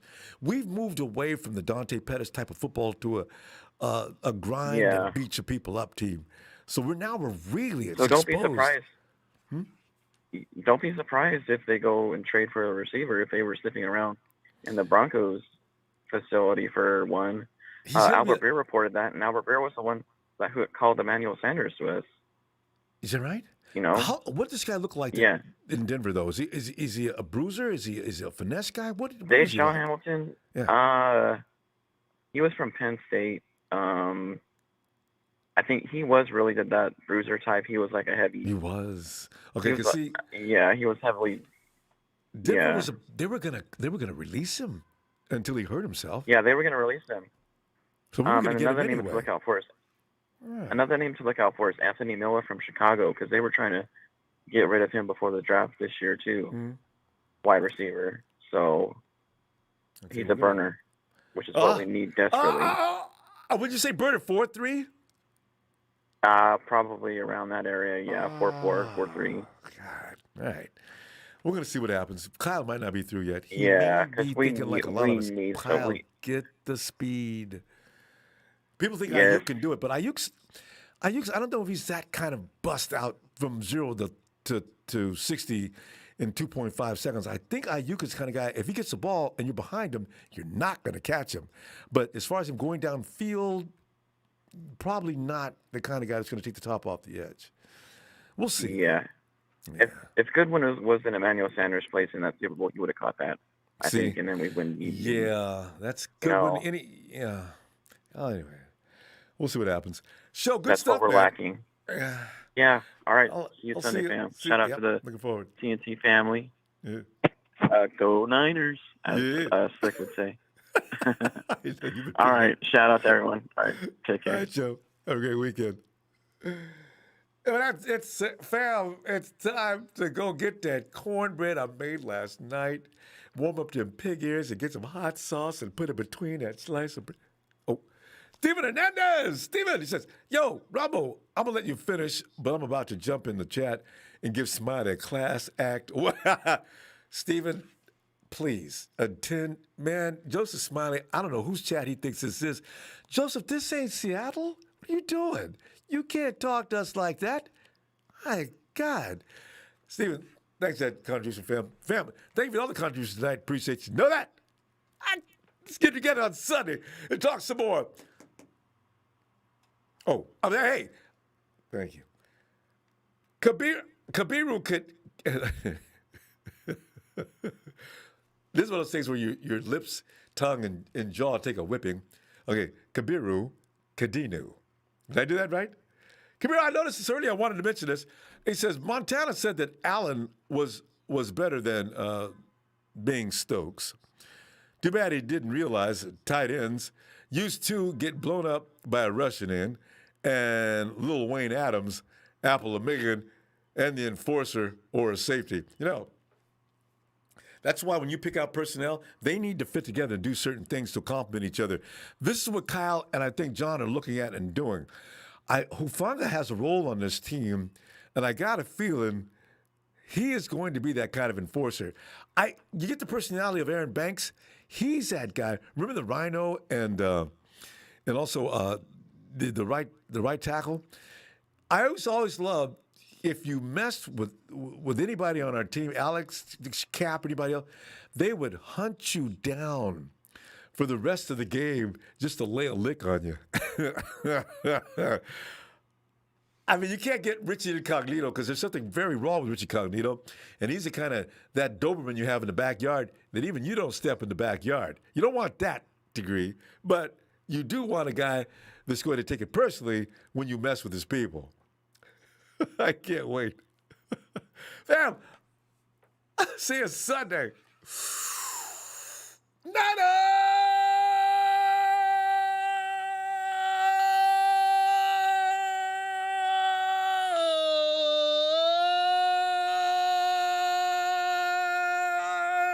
for the win.